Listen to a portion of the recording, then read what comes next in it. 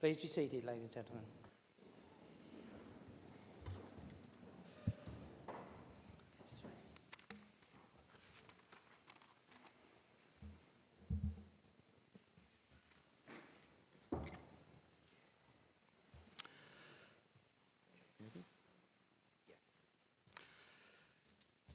Good evening, everyone. Welcome to tonight's special meeting of Medway's Full Council. As usual, this meeting is being live streamed via the Council's website, and we would like to welcome everyone who is watching online, as well as, of course, everyone present here tonight. The Mayor's Chaplain, the Reverend Edward White, will now say a few words and lead us in a prayer. Edward. Thank you. There we are. Well, for those who didn't hear me say this 10 days ago, I would like to repeat my sincere thanks, simply as a ratepayer, to all of you councillors who've stepped forward to serve our community in the way that you have. Thank you.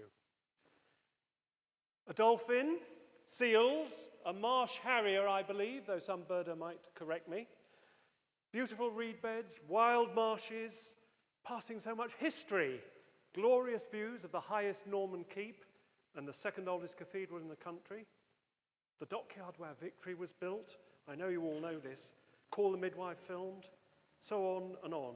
The Admiral's cruise last weekend was fantastic. Do go next year if you haven't been. A boat owner was saying they were disappointed that their berths weren't filled for councillors. Medway is a brilliant place, no matter what some may say. Medway has a lot going for it. Tonight is, of course, a very significant moment about working with all that we've got and going forward together with it. I did feel prompted this evening to encourage you with a short phrase for the future. It's this: aim high. In all the discussions and details that will flow from tonight, continue as you have been doing to aim high. As the plan unfolds and sites and buildings, not that they're just barely doing the job, but which add to the quality of life in Medway, placemaking as the phrase is, creative plans, buildings that look well, good positive provision of affordable housing, and on and on. A-rated energy efficiency if possible, maybe at least B. Green spaces, recreational facilities, and community spaces, yes, including those that we hope could double up as worship spaces, all contributing to community cohesion. I appreciate it's always going to be a battle with the corner cutters, the last pound profit seekers, the obligation evaders. But in those struggles, there's surely no doubt that the council over the years will be more effective if all sides work together wherever possible, resisting the temptation to waste time and energy in sweating the small stuff. So the encouragement of a ratepayer tonight is aim high. Fix your gaze on a bright future. As councillors, I know you have a corporate role in representing the community as well as a more personal one worked out in surgeries and on the street. There's both a corporate aspect and a personal one in my job too. So I'll add, briefly I assure you, Councillor Maple, the personal dimension of aiming high. St. Paul exhorts us to fix our thoughts on what is true, honourable, right, pure, lovely, and admirable. My belief is that all these things are embodied perfectly in the person of Jesus Christ. Of course, I completely respect we all have free choice, and you may disagree, perhaps quite strongly. But what if he really is the fullest expression of all that's best? And that it's in relationship with him that I can be the best version of myself that's possible? What if his claim to be the way, the truth, and the life is true? 2 weeks ago, I was returning on a long-haul flight from visiting family. I'm suitably conflicted, Councillor Curry, between concern for my carbon footprint and desire to spend family time together. But I went. And then the very morning after my flight, the terrible news of the Air India disaster hit the headlines. I found myself thinking, what percentage risk would be too great for me to fly? 1% chance of a crash? Maybe just acceptable. 5%? Getting doubtful. 10%? I might well not fly. What if there's just a 10% chance that there is an afterlife and that Jesus' teaching is right? If that doing things my way will not ultimately end well? What if it is true that if we want to aim high personally for this life and the next, if there is one, we need him? There's also a reference in the Bible to fixing our eyes on Jesus. I'll end with a short prayer. Do join in with an amen if that's what you do. Father, we do pray for wisdom, imagination, and revelation for all who carry responsibility in planning the future of Medway. We pray for those things tonight and for all involved in what flows from here. Bless the councillors in their work. Bless the officers. And by your grace, enable them to continue to aim high and make the most of Medway. We pray in Jesus' name. Amen.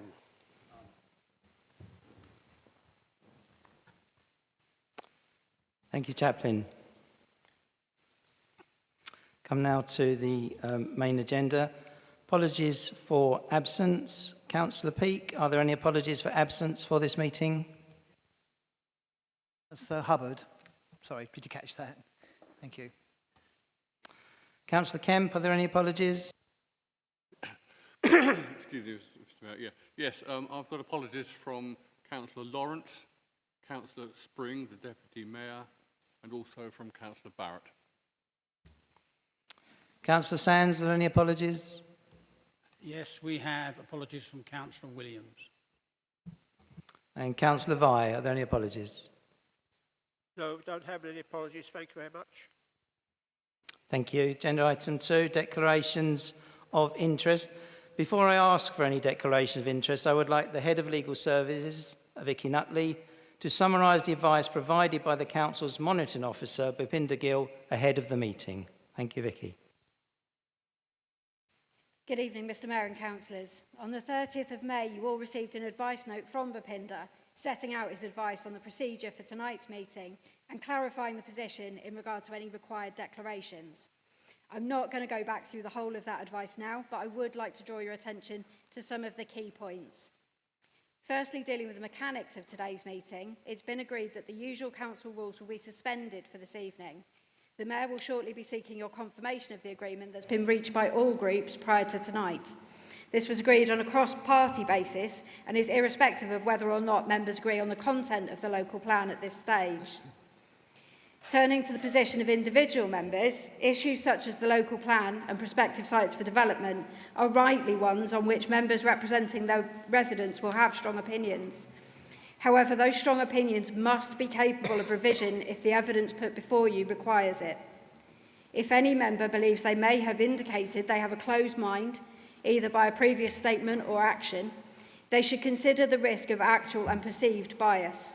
If you believe you may be at risk of being seen in that light, we recommend that as you are approaching this decision with an open mind, you start your remarks with a statement to that effect. Finally, looking at the question of declarations of interest, Bhupinder has confirmed his view that unlike for council tax setting, there is no requirement for a general dispensation this evening. Any interest that arises simply out of being a resident within Medway is not sufficient to require a declaration, as members would be no more affected by the overarching decision than any other resident. Similarly, owning modest property will not require a declaration, as the plan covers future uses for large areas of land which are at sufficiently high level that individual properties would not give rise to an interest. Any member who ever has significant land holdings has had the opportunity to seek bespoke advice and will make necessary declarations in the light of that advice. Thank you, Mr Mayor. Thank you, Vicky. Are there any declarations of disclosable pecuniary interests or any other significant interest from members of the Council?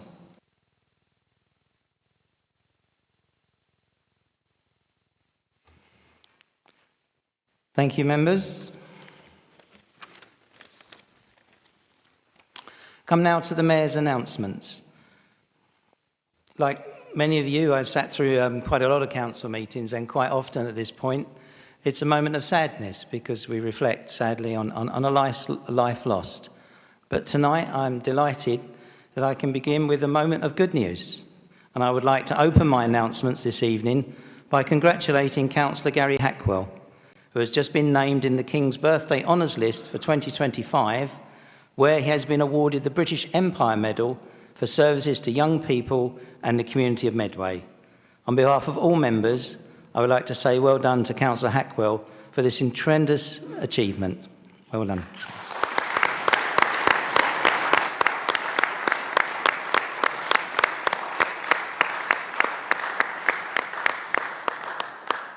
It's been quite a whirlwind start to the mayoralty for Wayne and myself, and as the chaplain alluded to, we had a fantastic day out on the river at the weekend, fulfilling our obligations as Admiral of the Waters of the River Medway.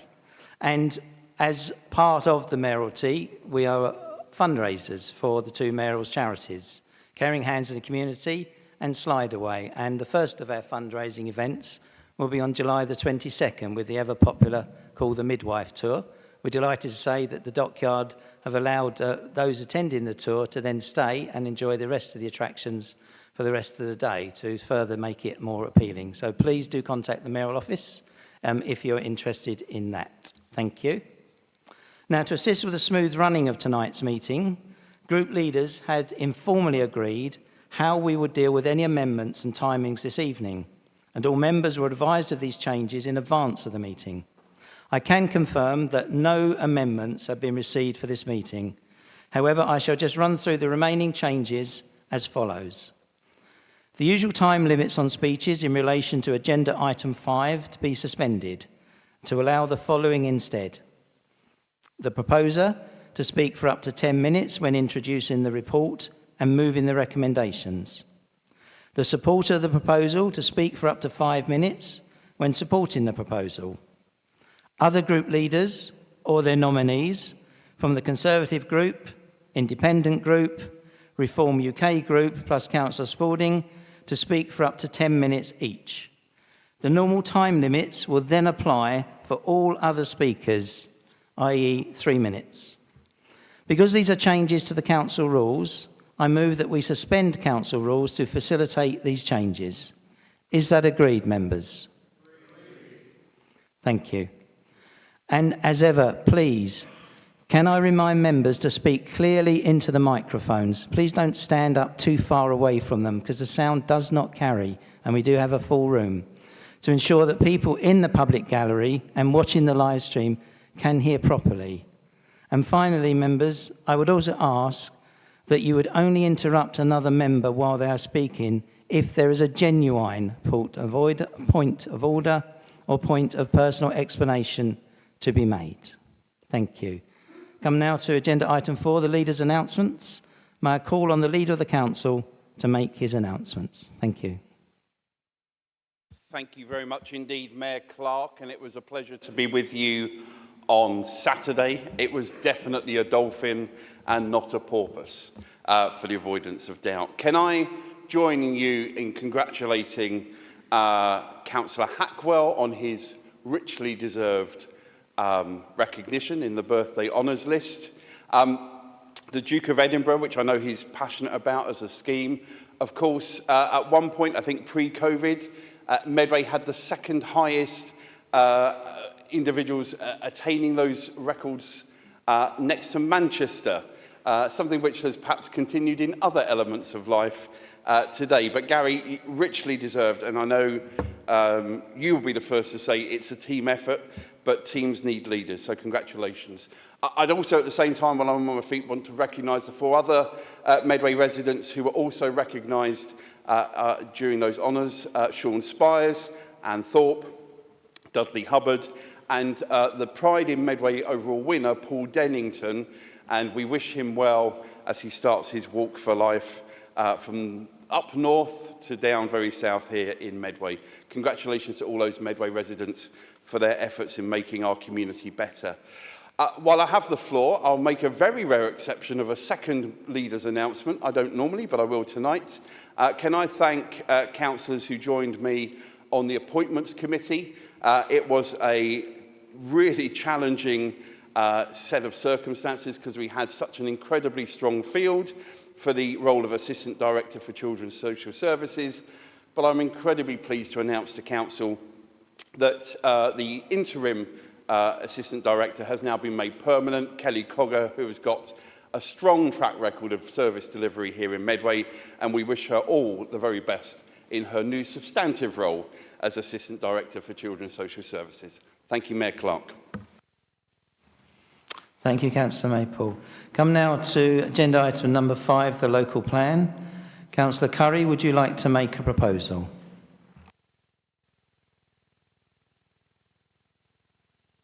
Mayor Clark.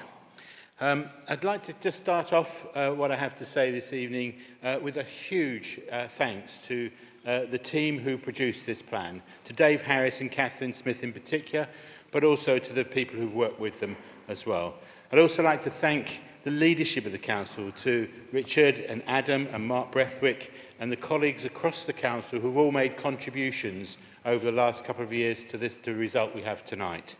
It's a massive effort of work, and it's richly, it's been challenging and difficult, and they've worked incredibly hard to get us to this point. I'd also thank colleagues here on both sides who've been involved in the discussions and working meetings that we've had to get to where we are as well. This plan is a team effort. A special thanks also to everyone from our community, the business sector, development sector, voluntary sector, public sector bodies, and all the individuals who've contributed in our consultations over the last couple of years and played their part in getting us to this stage. The world has changed hugely since 2003, when the previous plan was adopted. Despite the best efforts of the team over many years, this plan is long overdue. And to quote Dave Harris, if this plan goes through, then we take a day off, a deep breath, and then the work continues the next day after that. I bet they did not think that would take so long in 2003.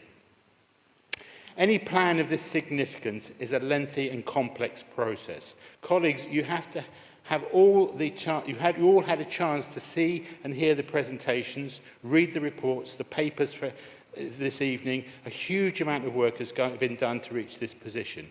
The draft plan and thousands of supporting documents. The draft plan itself has about 600 pages in all, I believe, in the report tonight, covering all aspects of Medway: transport, habitats, health, education, minerals, housing, flooding. I need not go on. At its heart, this local plan is based upon the 3 core principles of sustainable development: economy, environment, and community. And by sustainable, I mean that it's not just relevant now, but defines development and the infrastructure needed to support this for the next and future generations here in Medway. This is one of our most basic responsibilities as a democratically elected authority. I will not go into the consequences of not having a local plan, as we've all been living with this over the last 10 years, and we can see the impact everywhere, in the Capstan Valley, out at Cliff, and in Rainham. Our plan has 5 key areas: communities, environment, infrastructure, homes, and jobs. For each, we have policies based upon a huge amount of detailed assessment, and then we have our spatial strategy, where will development take place.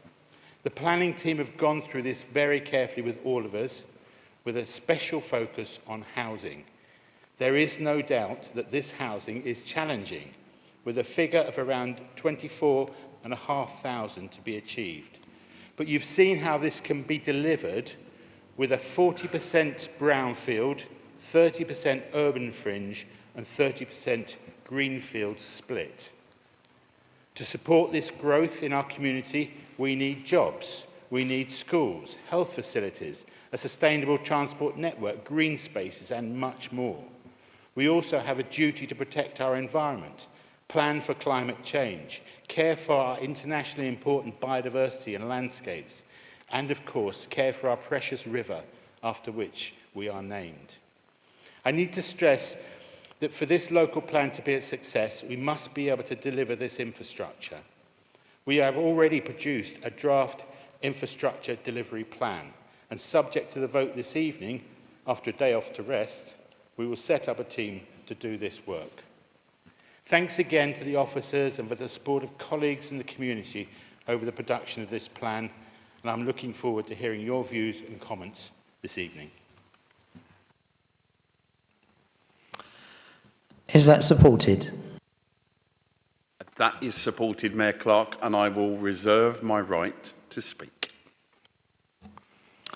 Thank you, Councillor Maple. I now ask the following to speak for up to 10 minutes each in the following order, namely Councillor Perfect, Pearce, Finch and Spalding, before I open this up for wider debate. Councillor Perfect. Thank you, Mr Mayor. And thank you to the portfolio holder for outlining the Regulation 19 of the Medway local plan, which he has proposed this evening. Firstly, on behalf of the Conservative Group, can I express my thanks and praise the outstanding professionalism of the planning team led by Dave Harris and Catherine Smith, who are a credit to Medway Council. Mr Mayor, the portfolio holder is right. Local plans are a foundational policy document for every local planning authority. And let me be clear, it is right that the administration are going ahead with a local plan that can deliver sustainable house building, create new employment opportunities and protect our green spaces. However, Mr Mayor, this local plan does not achieve these goals. It is a bad plan that will destroy many acres of green spaces, overdevelop land and does not provide the necessary infrastructure to meet the needs of Medway today or tomorrow. The plan sets out that this will be brownfield-led, but does not make it clear how this will be achieved and specifically how it will prioritise brownfield development before greenfield development. The plan relies heavily on Section 106 contributions to pay for the infrastructure needed, which is a pipe dream given the development viability challenges faced within Kent and Medway. And worst of all, this plan will rely on house building first and infrastructure second. The plan makes no mention of the impact of local communities from large-scale house building over a prolonged period. Mr Mayor, the Labour government have promised to build 1.5 million homes this Parliament, but this looks to be a false promise, after the OBR recently said that they will not meet their own targets. And it's not just them. Peter Denton, the former Chief Executive of Homes England, has admitted that it will take a two-term parliamentary approach, meaning that they will miss their deadline. Mr Mayor, Labour are not building the homes that Britain needs, whilst threatening to rip up the green belt and green space and disproportionately build in rural areas. Let me be direct. Here in Medway, the Conservative Party and Group believes that our housing park target is too high and that even with this local plan in place is likely undeliverable. The Conservatives and our Shadow Secretary of State are clear up and down the country that we will always fight to prioritise building on brownfield land and protect our green spaces. That's why we were appalled when the Deputy Prime Minister, as Secretary of State, decided to hike up housing targets in rural areas around the country at the same time as reducing the targets in urban Labour areas, including in London, something we believe is a disgrace. Mr Mayor, we believe there are four fundamental flaws in this plan, and I will set them out now. Its failure to deliver a strategy for healthcare, no long-term plan for utilities, its lack of a credible transport plan, and its impact on Medway the place. Mr Mayor, we will not be submitting an amendment this evening, but I know through Councillor Filmer we are committed to providing a full and comprehensive submission to the Planning Inspectorate should the Council decide to approve the plan this evening. Mr Mayor, firstly, on health. We are not starting on a level playing field. We all know the significant challenges that our local healthcare services face. A GP crisis, a hospital with ageing infrastructure in desperate need of a long-term plan, and a lack of community services for our people. There is no additional capacity that could cope with up to 50,000 additional users in Medway, let alone all the new residents in Swale that the hospital also serves. Without a clear plan and investment to deliver that plan, it will put our critical medical infrastructure in an even more precarious state. I know something high on the mind of residents. Secondly, on pressure on our already overwhelmed utility services, we are concerned that the plan is not built on infrastructure that will deliver for the long term. Take just last week, Mr Mayor, Southern Water urging residents to restrict their water use owing to the weather. With climate change, Mr Mayor, this situation will only get worse and worse. Take power. There is nothing within the report to give us warmth around the certainty around the grid and UK power networks to be able to provide the necessary power for our people. We need certainty around utilities to avoid existing communities suffering from a lack of government investment into this area. This plan relies far too heavily on written undertakings rather than evidence that the utility companies have invested and fully costed plans that will deliver the capacity that support house building at scale while keeping existing services and the investment to upgrade ageing infrastructure. Thirdly, Mr Mayor, let's not forget that since the Labour government came to power, they promised better transport services, but have only delivered disruption. They gave the unions a no-strings-pay deal, scrapped vital pay road projects and pushed up rail and bus fares. The Conservatives invested £100 billion upgrading the railways and introduced the £2 bus fare cap to help families, all things that would have supported this local plan. This local plan does not deliver a long-term transport plan without plans for key critical junctions, roads that are already over capacity and a railway network creaking and in urgent need of investment. There are no plans from Network Rail nor South Eastern to invest into railway networks within the towns. There are currently no plans for any significant infrastructure from the new government, and this is a failure of the 3 local MPs who have delivered nothing to improve our transport facilities as part of this local plan. Fourthly, Mr Mayor, the impact on Medway the place. This plan will significantly change the face of our 5 towns and the peninsula by 2041. It will see mass change to all areas of Medway, and we worry that it is not considering the change of communities in the whole. Suddenly, the rural life of those that enjoy Hempstead, Lordswood and the peninsula will suddenly see mass urbanisation on land that is currently agricultural. The docks will close and the lifeblood and employment that this site will provide will be lost forever. Large parts of the Hoo Peninsula and the surrounding area will lose their village status and feel. Mr Mayor, change is a constant. However, change in plans such as this must consider the unique character of place and not just race to hit targets from government without considering the communities they serve. Finally, Mr Mayor, I want to acknowledge the people who work in the Chatham docks, supported by my friend the Right Honourable Kelly Tolhurst. Mr Mayor, it is a disgrace that when this leader was in opposition, he promised the earth. And it was more than that. The then Shadow Cabinet, the leader of the council, the deputy leader of the council, the portfolio holder, every single one, whilst in opposition, backed saving the Chatham docks. They welcomed down their leader, now Prime Minister, Sir Keir Starmer, and made promise after promise. People trusted them. Well, tonight they don't. At the core of this message, Mr Mayor, is a lesson to this administration. Don't promise what you can't deliver. Under my leadership, this is a serious and considerate opposition and political group, not making promises we can't deliver, not an incoherent group of individuals, not a fan club of one individual with the policies of Jeremy Corbyn, but a serious opposition standing up for people across the Medway towns and our rural areas. The Conservative group is concerned about this local plan. We do support sustainable house building, which is sympathetic to existing local communities and is infrastructure-led. This plan does not deliver that, and I cannot support it tonight. Thank you, Mr Mayor.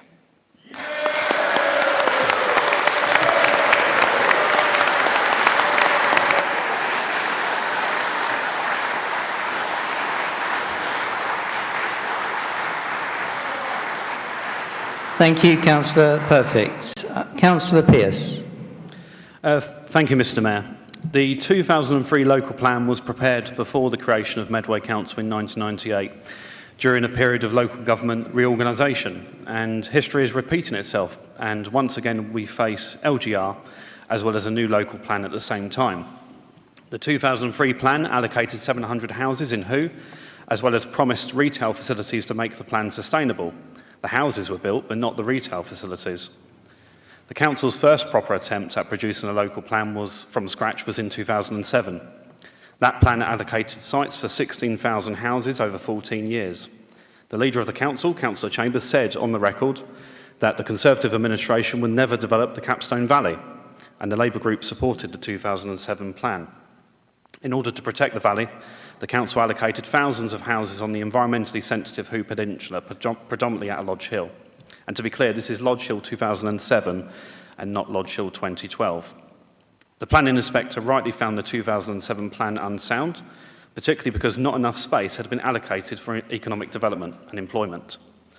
5 years later, the Council tried a second time at building a new town at Lodge Hill with 5,000 houses, with the submission of the 2012 plan to the inspector. Both the Conservative administration and Labour group supported the 2012 plan. The problem for the council this time was the designation of Lodge Hill by Natural England as a site of special scientific interest, a bird sanctuary, and the most important site in the whole of Britain for nightingale. The council shamefully resisted the designation and argued against the overwhelming evidence showing nightingale present on the site. The inspector rightly found that plan unsound in 2013, not just because of the nightingales, but because the council had not properly considered any reasonable alternatives to the Hoop Peninsula, such as Capstone or Rainham. Despite the inspector finding the Lodge Hill plan unsound, the planning committee disgracefully approved the Lodge Hill plan application a year later in 2014. That application was called in, and fearing a legal challenge by the community and wildlife charities, the applicant withdrew the proposal. Lodge Hill was so controversial, it resulted in both a local councillor and the local MP resigning and causing by-elections. What came along next was the £170 million Housing Infrastructure Fund project awarded to the council in 2019, HIF. This project was designed specifically to enable the development of around 12,000 houses on the Hoop Peninsula. The Conservative group was supported by the Labour group. The project was a classic case of putting the cart before the horse and predetermining the objective outcome of a local plan. No HIF project for anywhere else was ever considered, such as Capstone or Rainham, and the strict timetables for HIF forced the council to bring forward a rushed and incomplete plan in 2021. This was the third attempt by the council at getting a plan. The draft plan was tabled at a council meeting for debate and discussion. However, the Conservative administration lost political support over Chatham Docks and the Hoop Peninsula. Therefore, the plan was pulled. The Labour group at the time opposed the development of Chatham Docks and requested that the HIF railway scheme was changed to buses. Now it appears the Labour administration supports the development of Chatham Docks and protecting land for a very costly passenger railway service on the Hoop Peninsula that will never happen. We now face the fourth attempt by the council to produce a plan. But unfortunately, Mr. Mayor, today is Groundhog Day. In 2021, opposition councillor Curry said, "Can we please have a local plan that is sound and ready for decision making by the inspector before it comes anywhere near us?" I agree with him, but we are debating and voting on an unfinished plan tonight. Councillor Murray said a few weeks ago at the Cabinet meeting that the plan to be put in front of us would be ready to go before an inspector, but this clearly is not the case, as I will explain. At the council meeting in April, the independent group tabled a motion requiring the council to only publish the draft local plan for consultation if it was supported with a completed and final evidence base. The motion included a list of documents that had to be complete and final. That motion was voted down by the Labour administration. There are missing and incomplete documents for the plan in front of us. This is crucially important for legal compliance and soundness, because the plan must be examination ready at the Reg 19 consultation stage. All the supporting documentation must be complete and final now, and not later after the consultation. The plan is not compliant with the procedure guide for local plan examinations. There are many costings missing from the infrastructure delivery plan. We were told tonight it's only draft, and many items with no funding identified. Where there are costings, they seem wildly optimistic and are not supported by evidence. And costs are like... Councillor Pearce, I have a point of order or explanation, Councillor Curry. Thank you very much, Mr. Mayor. Could I please just have a clarity about that submission of documents that need to be completed? They don't need to be completed for tonight, is the understanding that I have. They need to be completed when we submit the plan to the inspectorate, which is not for many weeks to come. Thank you very much. I am told that that is correct. Okay. Thank you. Back to you, Councillor Pearce. Thank you, Mr. Mayor. I'll just continue, but my understanding is that what I've said is correct. They seem wildly optimistic and are not supported by evidence, and costs are likely to increase as time goes on. According to the plan, the road infrastructure will apparently cost £140 million, and the education infrastructure will cost £312 million. The plan says both of these are critical for sustainability, but no money has been identified to pay for these. The cost for improved bus services, including the Strood Transport Hub, is completely unknown. The plan says £22 million is needed to mitigate environmental impacts and protect habitats, but no funding has been identified. Mr. Mayor, around £500 million of infrastructure requirements have been listed as being critical for this plan to be sustainable, but the money isn't there. This does not even include the bonkers idea of a passenger railway service on the Hoo Peninsula, independently assessed as costing £300 million at least. So the infrastructure delivery plan is incomplete and not ready for Reg 19. Deliverability and viability is a key test of soundness. There isn't a proper and up-to-date developer contribution guide for this consultation. How are all these infrastructure requirements going to be funded without that? The consultation must include this document so the infrastructure proposals can be properly financially scrutinised. There isn't a plain pitch strategy. This is a requirement of Sport England. How are we supposed to keep residents healthy and active without a plain pitch strategy in the Reg 19 consultation? Also, there is no promised river strategy. There's currently no plan for the River Medway. How can that be? But most importantly, Mr. Mayor, there isn't a completed and final habitats regulation assessment at Reg 19 for consultation. This is a legal requirement and is fundamental and a key test of soundness. The development proposals in this plan will impact habitat sites on the peninsula. How can the council consult on a draft plan without this fundamental piece of work being completed and, more importantly, signed off? There is currently no minimum 400-metre buffer policy around protected habitat sites, as seen elsewhere across the country. Although a number of Reg 18 preferred sites have now been removed from the draft plan, including those in All Hallows, Stoke and Chatham, without a minimum 400-metre buffer around habitats, these developments will probably still come forward as windfall sites. The figure for windfall sites, around 1,600 houses, matches the sites that have been removed. How convenient. The minimum biodiversity net gain in this plan is only 10%, yet neighbouring authorities set a minimum of 20%. Plus, the nature recovery strategy for the whole of Kent requires 20%. How is this compatible with LGR? We can't have one part of the new authority set in 10% and other parts set in 20%. That's completely absurd. Air quality is a major concern, yet this crucial document does not currently assess air quality impacts, particularly on habitats. So the habitats regulation assessment in this plan is not legally compliant. Mr. Mayor, it gets worse with the duty to cooperate, an important part of the examination process where many councils fall down at the first hurdle. There is an initial proposed composite statement of common ground with strategic bodies, but this document has not been signed by any neighbouring authorities or the Environment Agency or Natural England, Historical England or National Highways. How can the public have confidence in a draft plan and make meaningful representations without this fundamental piece of duty to cooperate being signed off by the respected parties? Mr. Mayor, this local plan is not ready. It's not legally compliant and it's not sound. It's not fit for a Regulation 19 consultation and it's not fit to go in front of an inspector. Thank you, Mr. Mayor.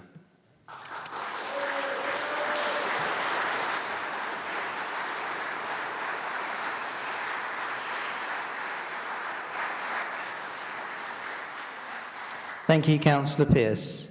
Councillor Finch. Thank you, Mr. Mayor. This evening we are being asked to approve a local plan that will define the shape of Medway for the next 15 years.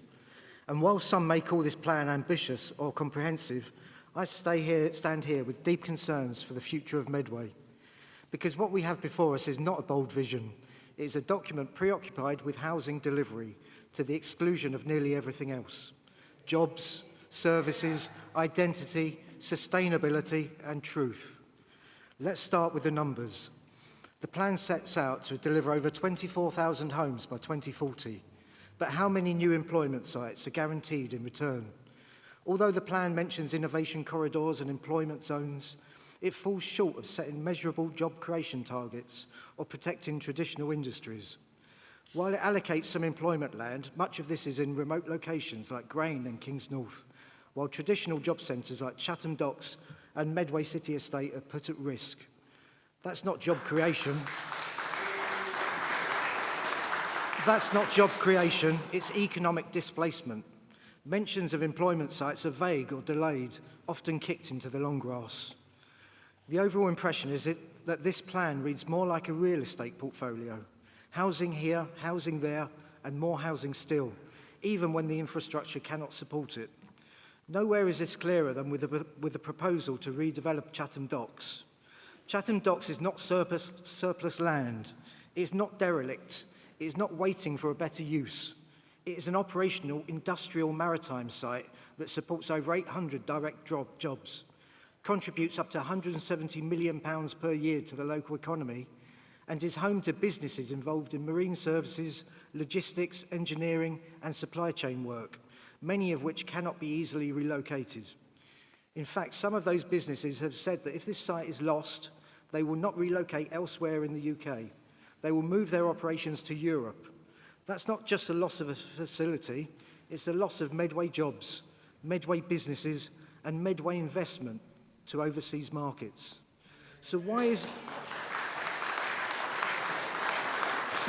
this economic powerhouse being earmarked for 3,000 homes?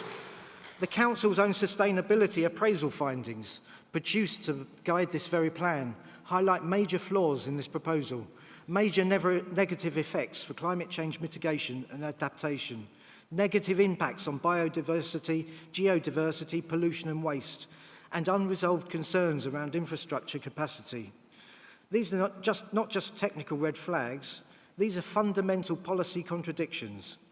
How can the Council back in 2019 declare a climate emergency and then promote the demolition of a working port, which moves goods by sea, not road, in favour of thousands of new homes that will rely on cars? How can we say we're protecting local jobs when we are actively displacing hundreds of skilled workers, many of whom live right here in Medway?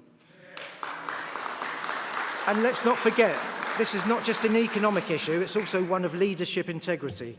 Only a few years ago, when in opposition, Councillor Vince Maple, now Council leader, stood shoulder to shoulder with dock workers.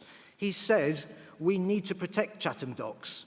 The uncertainty is preventing further investment and growth. Medway Council have the power to protect Chatham Docks from closure, and in doing so, say categorically that they will protect local businesses and local jobs over outside interests. He was right.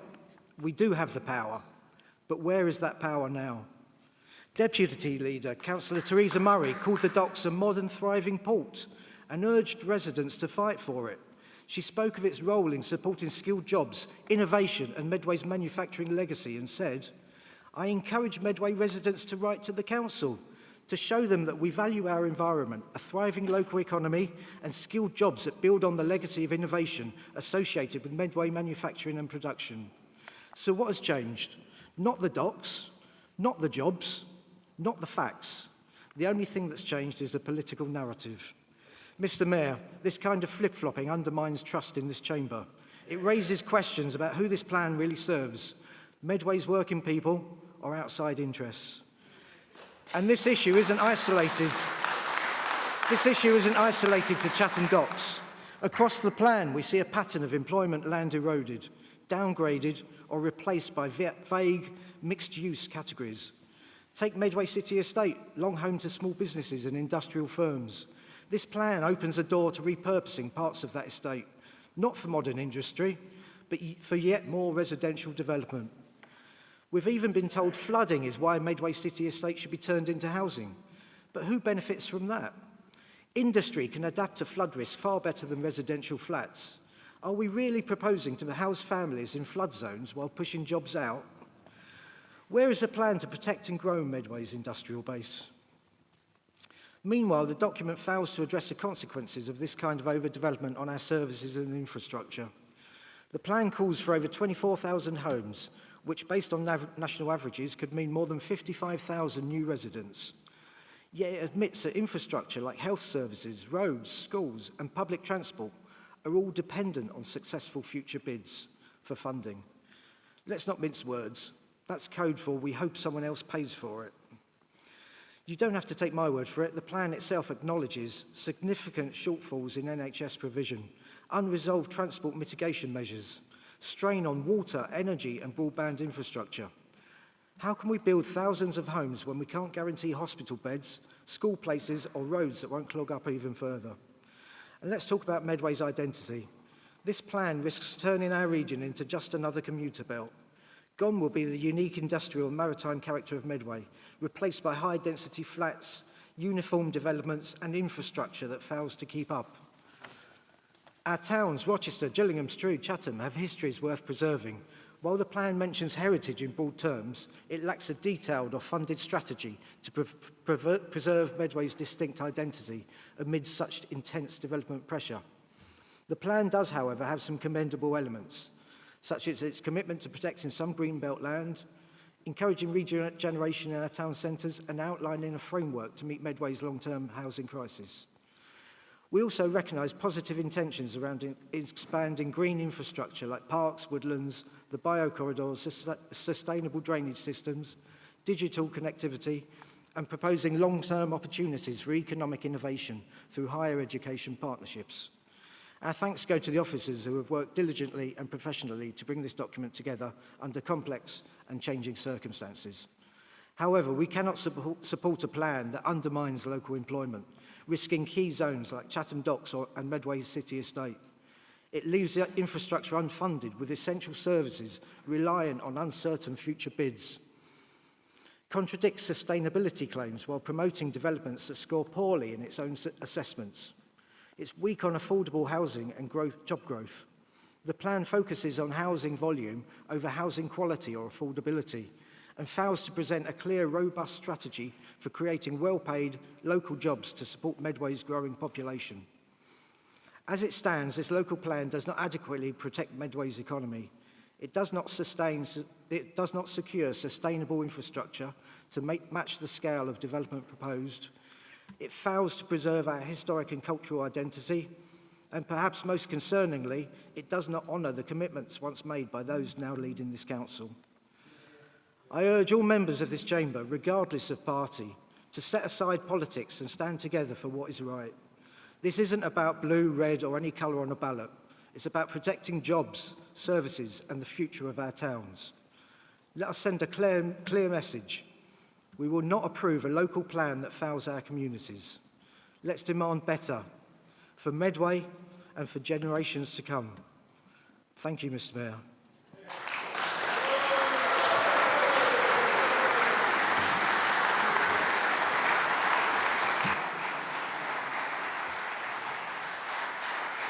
Thank you, Councillor Finch. Councillor Spalding. I'm obliged, Mr. Mayor. Any councillor or political group that had an issue with any aspect of the draft plan or process had the opportunity to propose an amendment. Imagine my surprise finding out I was the only one that put one in. Nothing from the Conservatives, nothing from the Independent group, nothing from Reform. Why put an amendment in? Because actions often speak louder than words. Where is the amendment on Chatham Docks? Quite simply, and I will say this to the two main political groups, Chatham Docks is not a political football for you to both shout about. You both want to defend it, one now, one previously. You both wanted to build on it. It's not a political football. It is about people's jobs and livelihoods. Now, part of my proposal was the fact that I was unhappy with certain things. For instance, in addition to Lordswood, the proposed Regulation 19 exhibitions will only go to the 6 populace of Medway: Rainham, Gillingham, Chatham, Rochester, Strood and Hoo. Now, Medway reaches the edge of Halling to the coast on All Hallows and Grain, right up to a brand new caravan site in Upper Rainham, although I do understand it's not on Councillor Lawrence's holiday destinations, unless he's there tonight, of course. Now, from proposing an amendment, just to prove they do work, we will now get a presentation in my ward in All Hallows. Okay, it's minor. But I wanted other changes, safeguards, governance. When these papers were published, we were being asked to approve a significant document that we have to get right and allow others to perhaps make changes without any scrutiny. That cannot be right. After all, what is a minor amendment? According to the Planning Department, removing an entire pavement and pedestrian crossing from the Squire development proposal in Grain 5 days after the request was made without no notice reference to councillors is a minor amendment. We may see about that in the future. Unsurprisingly, I wanted safeguards. It's one thing to agree to publish a document that is before us today, but entirely another to allow some others, without any reference back to elected members, to change it. Councillor Maple reminds us constantly the need to hold to account. I'm pleased, following discussions, I was able to withdraw my proposed amendment, save us a lot of time tonight, because the safeguards are in place. And just as well, Section 11 of the draft plan commences on page 204, with each paragraph prefixed 11. Quite right.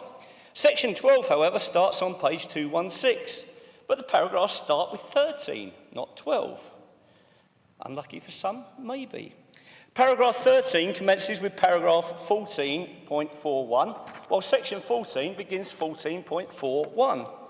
Now, I understand the council has engaged a rather expensive barrister to advise on the process.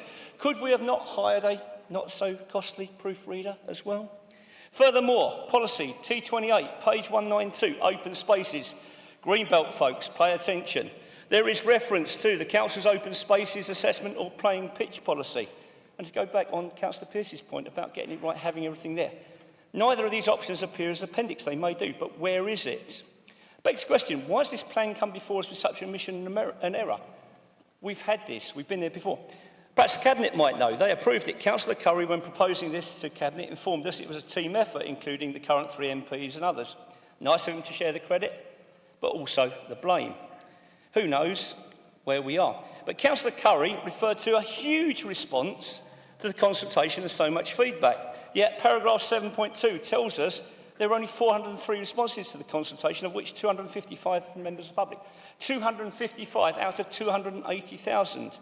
Pay attention, people that need to make submissions, do it. People wonder, therefore, why have we got this? It gives me no pleasure to challenge Councillor Curry, who I do regard as conscientious and hard-working. But that is one very interesting definition of huge. More worryingly, it's what Councillor Murray told the Cabinet, and I quote, "This plan has been, along with planning office, to my House Health and Wellbeing Board." How? According to the papers, the first draft was only published on the 3rd of June, the same day as that Cabinet meeting she spoke about it. Was she misleading us? I trust not, and I'm sure she will clarify. Now, among the other things that Councillor Murray told us, she was encouraged by the plan, and this was, I quote, "a plan ready to go to the inspector." Really? Section 12, Section 13, Section 14, playing pitch policy. Did she read the entire thing, including appendices, every page in a single day? It's taken me a week. For clarity, I have raised the issues of Section 12 to 14 with the planning team and been assured it's a numbering error. No materials missing. Can't vote against it just for that. Unlucky folks. However, it does make you wonder, is there any substance to the suggestion this local plan had already been determined? Who can blame people for thinking this? Documents previously stating sites having planning permission when application has not even been submitted. Social media advising, and I quote, "we know where housing is going," unquote, and other admissions. Notwithstanding this, it's fair to say lots of work has gone into this, both after and before the change of administration. And I do pay credit to everyone involved, and everyone should be complimented, and that includes Councillor Curry. Let's be very fair. But what comes out of it? 27% affordable and 10% of housing for aging population identified. That makes any decision we make tonight very, very difficult indeed. But it's not about housing. Attention's got to be given to industry, business, green space. But the local plan is one of those things that's not going to please anybody completely, not a single person. There's always going to be something that we'll pick up on. There will be losers, there will be winners. As a Medway councillor, the decision on Chatham docks is at best disappointing, at worst very regrettable. And as I stated, why is there no amendment?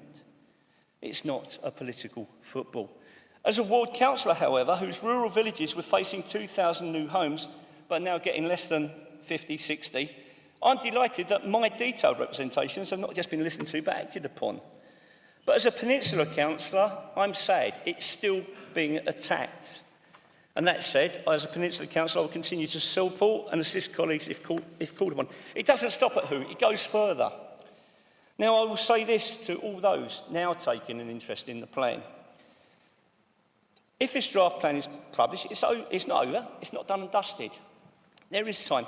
Everybody has the opportunity to make representations, which must, by law, be taken into account by that inspector. Don't just rely on a group. Don't just say, I'll get my mate to do it. Actually take the time, put stuff in there. But don't just say, I object. Put your reasons in. But You might like something in there. Similarly, if you've got a particular aspect you like, write in and tell us, write in and say so. Increasing the percentage requirement for developments on greenfield sites from 25% to 30% under affordable housing, policy T3.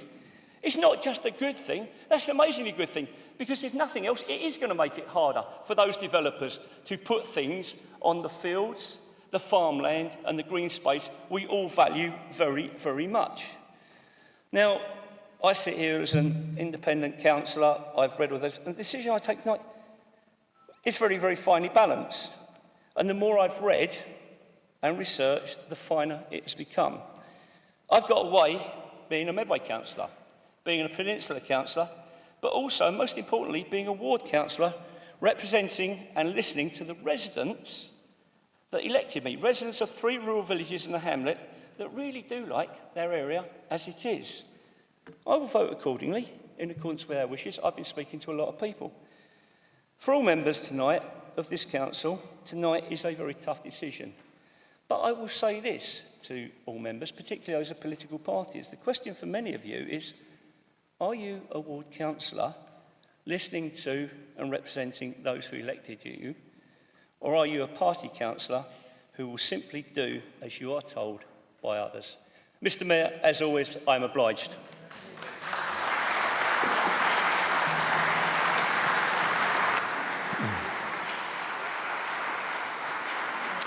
Thank you, members.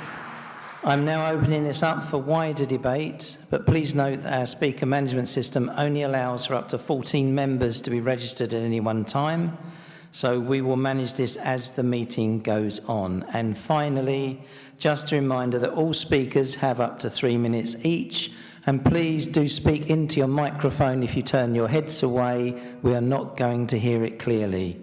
Thank you. Can I call on Councillor Brake?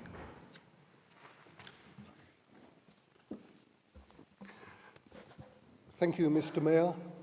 Earlier this evening, we heard from Councillor George Perfect when he alluded to the health provision across Medway with a GP crisis and a hospital with ageing infrastructure in need of a long-term plan. Yet despite this, we see no provision in the local plan for a new hospital on a new accessible site. This is an urgent issue that needs to be addressed for the benefit of Medway residents of today and the future brought about by an increase in housing, not to mention those affected by Swale, Maidstone and Gravesham and their local plans. Those new residents on our immediate borders will no doubt look to Medway for health care. While the long-term plan created when the then Naval Hospital was transferred across to the NHS in the 1960s has long been forgotten. In short, it was said to be a quick fix until a new hospital could be built. In anticipation of the then future, Medway residents have seen the closure of All Saints and St Bart's hospitals, together with smaller units such as St William's. This has led to a reduction in bed capacity across Medway, but in fairness, there has been investment and improvements to the Medway site. If your GP is not available, Medway Hospital is the next port of call, leading to longer waits and queues for ailments normally dealt with by GPs. Staff at Medway Hospital do their utmost to look after all comers. They do a wonderful job despite being overloaded. Please remember Medway Hospital serves not only Medway residents, but those of Swale. Despite the commitment by NHS, supported by the then Conservative administration, to maintain health services close to home, we have seen a shift in policy. Examples include the removal of acute stroke services, dermatology, vascular care, mental health beds and services.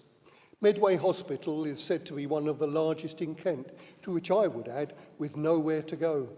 Spaces at a premium, no room to grow, limited car parking, which frequently leads to late arrivals for appointments. Buses cannot cope because of the volume of traffic, again delays. This can be summed up by stating Medway Hospital today is in the wrong place and our residents deserve better. In fact, they deserve the best. As can be seen, Mr. Mayor, it is most important for the benefit of residents to ensure that a suitable site is identified for a new Medway Hospital in our local plan and to make appropriate representation to the NHS. Thank you, Mr. Mayor. Thank you, Councillor Bray. Councillor Murray. Sorting out my microphone. Well, contrary to the excited drivel advanced by Councillor Perfect, there is a brownfield first policy taking 40% of the homes target, which has been reduced overall compared to under your old government. I see it's Chat GDP night at the Reform Comedy Club, a sudden Damoclean enlightenment about Medway's needs, and Councillor Finch, judging by your leaflets and the rhetoric from the leader of Reform UK, you're a fine one to talk about lies and integrity. And as for the expert advice given to us by Councillor Pearce and Councillor Spalding, the great listener, no thanks.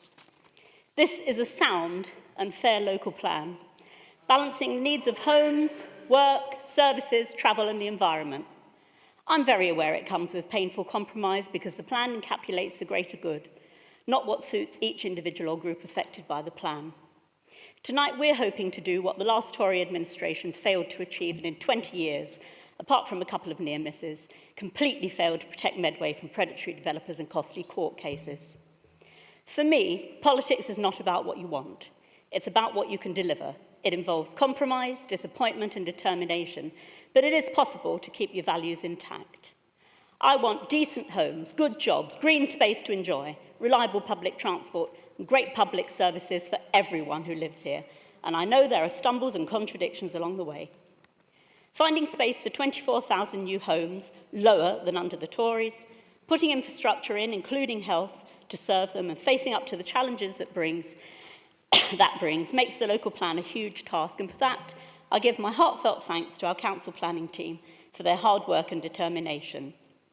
I believe the plan will deliver more affordable homes for those who find it now impossible to access the market, giving hope to younger working people. I want to welcome new communities who come to live here just as I did 40 years ago. I want people to feel certain that as life goes on and things change, there will still be a secure and safe home to enjoy in later life. And for those who need care and support or have no home, I want you to have a decent home too. Having a local plan sends a message that this is our place. We can call the shots, make sure developers understand that we expect high standards and fair prices, that the design of our neighbourhoods meets our needs and reflects the identity, heritage and ambitions of people in Medway. These are the hard yards, not the easy shouting, the great delusion that somehow development isn't needed and things can just stay the same. Medway deserves better than more of the same. Labour want a future for our towns, and the local plan is one big step along the way to making that real. Thank you, Councillor Murray. Councillor Lemmas.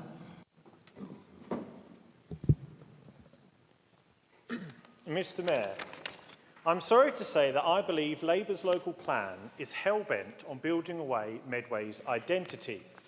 My story is one that is familiar to many people in this room. My mother moved away from London to Kent to the peace, space and security of the Kent countryside to raise her family. Yet a generation later, the problems are returning. Why?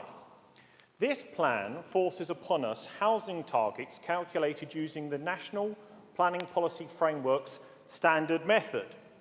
This calculation has no regard for Medway's identity or pre-existing pressures. It is based on projected household growth, which is then adjusted upwards for areas where housing demand is already highest, and upwards again for areas which are already considered urban. This means that instead of housing demand being spread fairly across England, especially in the north where there's more space, instead it focuses development and uses a hidden policy of ever-increasing urbanisation of the south of England. Moreover, the baseline figure of projected household growth is based on both native demographic data and immigration data.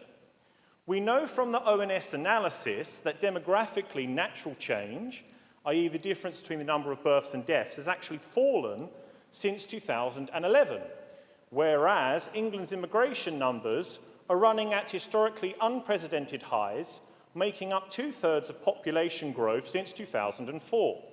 What this means is that Labour's plan we are being asked to comply with this evening bakes in this trend.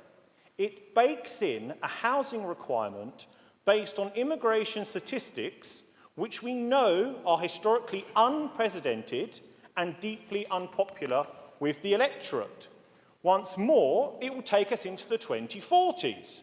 Yet the most recent ONS analysis projects that on current trends, the UK's population will grow to 77 million by 2046, with immigration accounting for 92% of this growth. Whereas, if net migration was held at zero, the population would actually be lower by 2031 than it was in 2021. Mr. Mayor, Medway just about remains a collection of towns and green spaces. Are we sure we even need to build over Medway to meet our true local needs? Labour seems intent on building Medway the metropolis, another borough of London with all of their problems.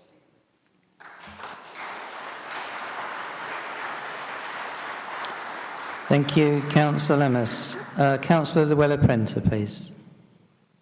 Mayor Clark, having a local plan is essential, and living without one is just not an option. Both nationally and locally, we have a housing shortage that will continue to grow alongside our local Medway population unless we do something about it. Here in Medway, we need more social and affordable homes for the people of Medway. And as Councillor Lammers has just suggested, we do have a large temporary accommodation population here in Medway, so the homes are needed. Our Labour government has announced plans to invest £39 billion over 10 years, which will be the biggest investment in social affordable homes in 50 years. The impact on people of not having a suitable, stable home can seriously affect their all-round health, education and well-being. It just cannot be underestimated, and our Labour government are doing something about it, with the £3.9 billion annual average effectively double the prior funding round and the £16 billion seed to build a national housing bank, which should unlock £53 billion of private capital for 500,000 homes. Our current situation brings a market where demand outstrips supply, creating an expensive rental market where housing poverty creates social deprivation in our community.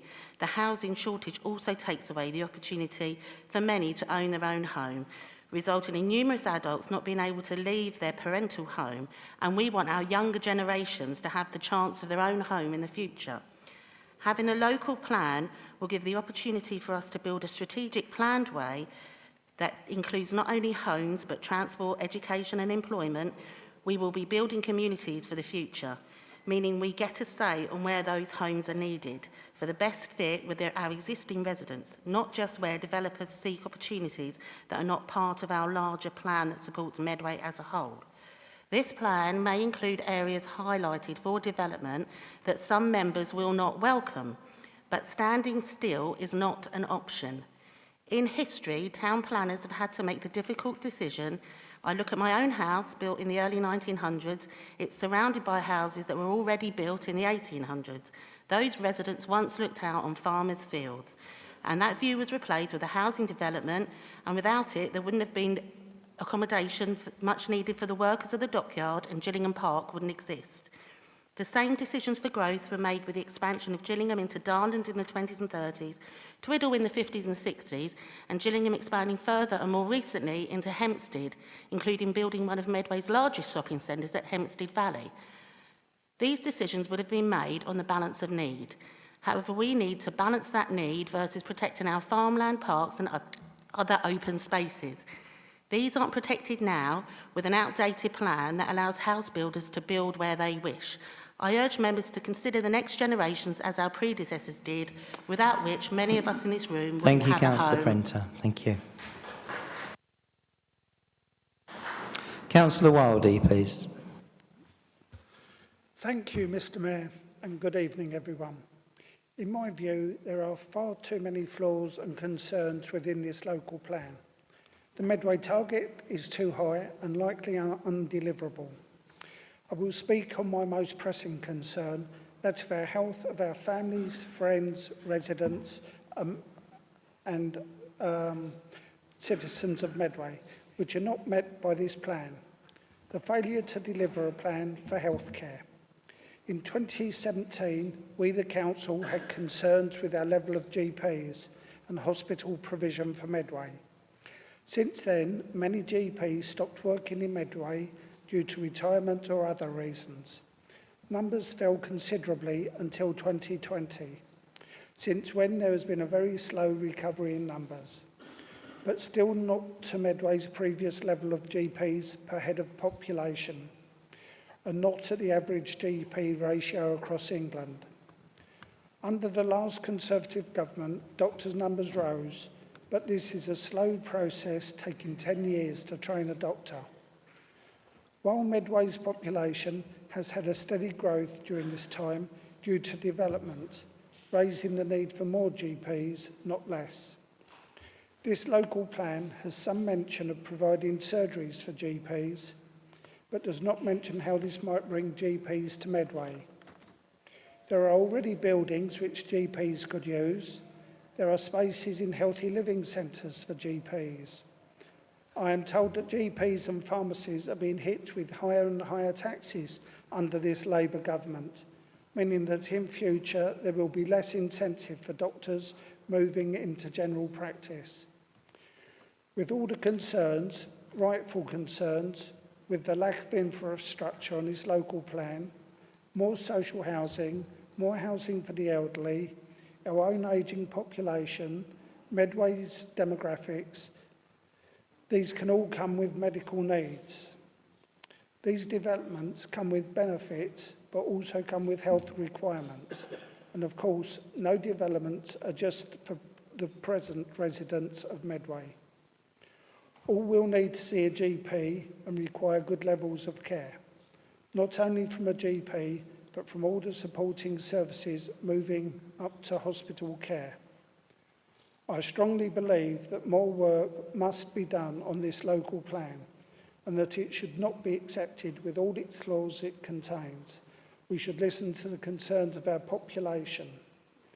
And to make matters worse, this government intends for local government reorganisation and a possible change to boundaries and to its effects.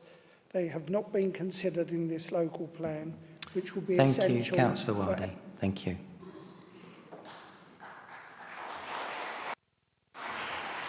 Councillor Howcroft-Scott, please. Thank you, Mr Mayor. And thank you to the officers, Dave Harris and his talented team.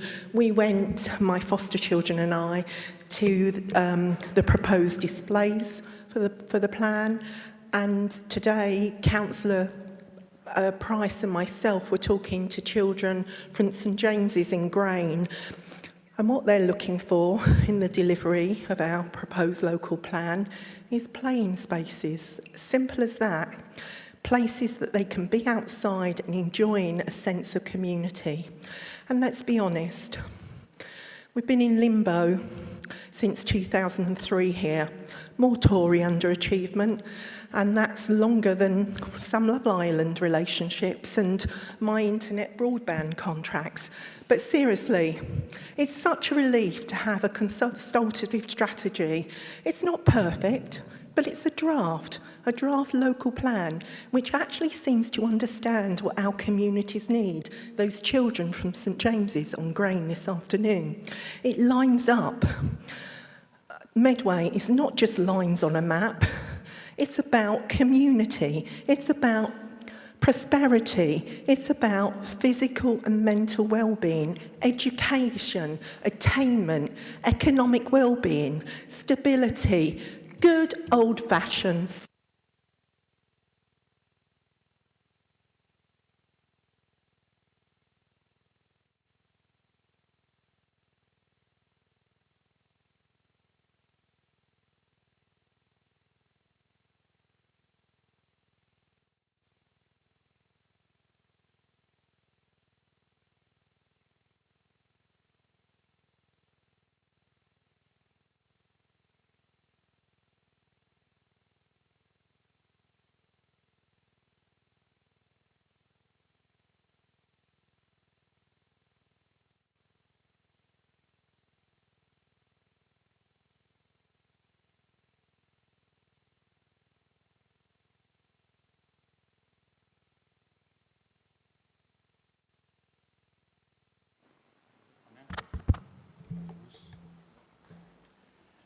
Thank you, young man. Much appreciated.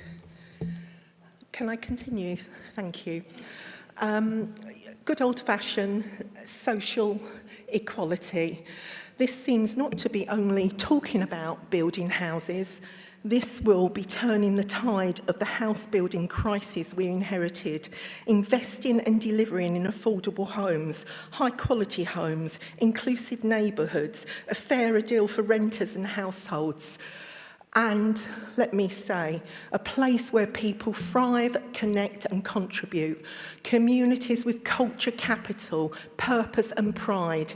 It's been so long coming, but let's do it. It's about laying the foundations and building a better future for all of us, but mainly the 63,000 children and their futures in Medway. Thank you. Thank you, Councillor Halcross-Scott. Councillor Cook, please. Thank you very much, Mr. Mayor. Just really to follow on from my colleague, I want to speak particularly not to the specifics of this plan, but to the overarching vision. And the words which came to mind as I read this document are prophetic vision. That is painting a picture of what we all long for Medway to be. So considering section 2.1, I see a picture of Medway which epitomises the Medway I came into this chamber to play my small part in helping to create. A place designed for mutual flourishing, designed for co-creation and well-being, and a place designed for humanity to thrive. Tackling inequality, supporting our environment, promoting culture, heritage, the arts. A Medway which provides economic security, space for creativity and entrepreneurial opportunity, provision for fantastic healthcare, education, and a vision for an infrastructure which works for all. But wonderful as these ideas are, I believe for a vision to be enacted, it needs strategy. And 2.2 came across to me as a reasoned and thorough set of goals designed to achieve exactly this mutual flourishing. Much has been and is still to be discussed about the hundreds of specific and thoughtful steps and decisions which we have still to take over the coming weeks, months, and years. But I do welcome such a beautiful vision, supported by what I see as a well-considered set of strategic priorities. Thank you. Thank you, Councillor Cook. Councillor Kemp. Thank you, Mr. Mayor. 2 years ago, Councillor Curry and his like-minded comrades stood on the steps of this very building, waving banners and proclaiming their fight to save Chatham docks. Fast forward to this week, and there he was again, this time in front of the television cameras, no banner in sight, but with a self-satisfied smile proudly announcing that the council had changed its mind. The justification? A vague and unexplained change in circumstances, or worse to that effect. But not a single word, not one, on what those circumstances actually were. That omission isn't surprising, it's revealing, because, Mr. Mayor, the truth is quite simple. This is classic old Labour politics in actions. Actions that I'm sure Jeremy Corbyn would be proud. Spend, borrow, tax, repeat. Spend, borrow, tax, repeat. Until the cupboard is bare and the public is left paying the bill.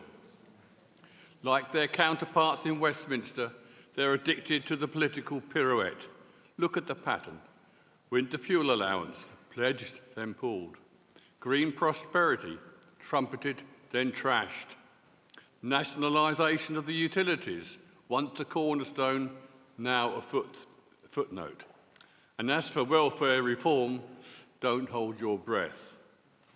But this decision on Chatham docks isn't just another policy wobble, it's a betrayal. It is, Mr. Mayor, the most dramatic reversal in the history of this council.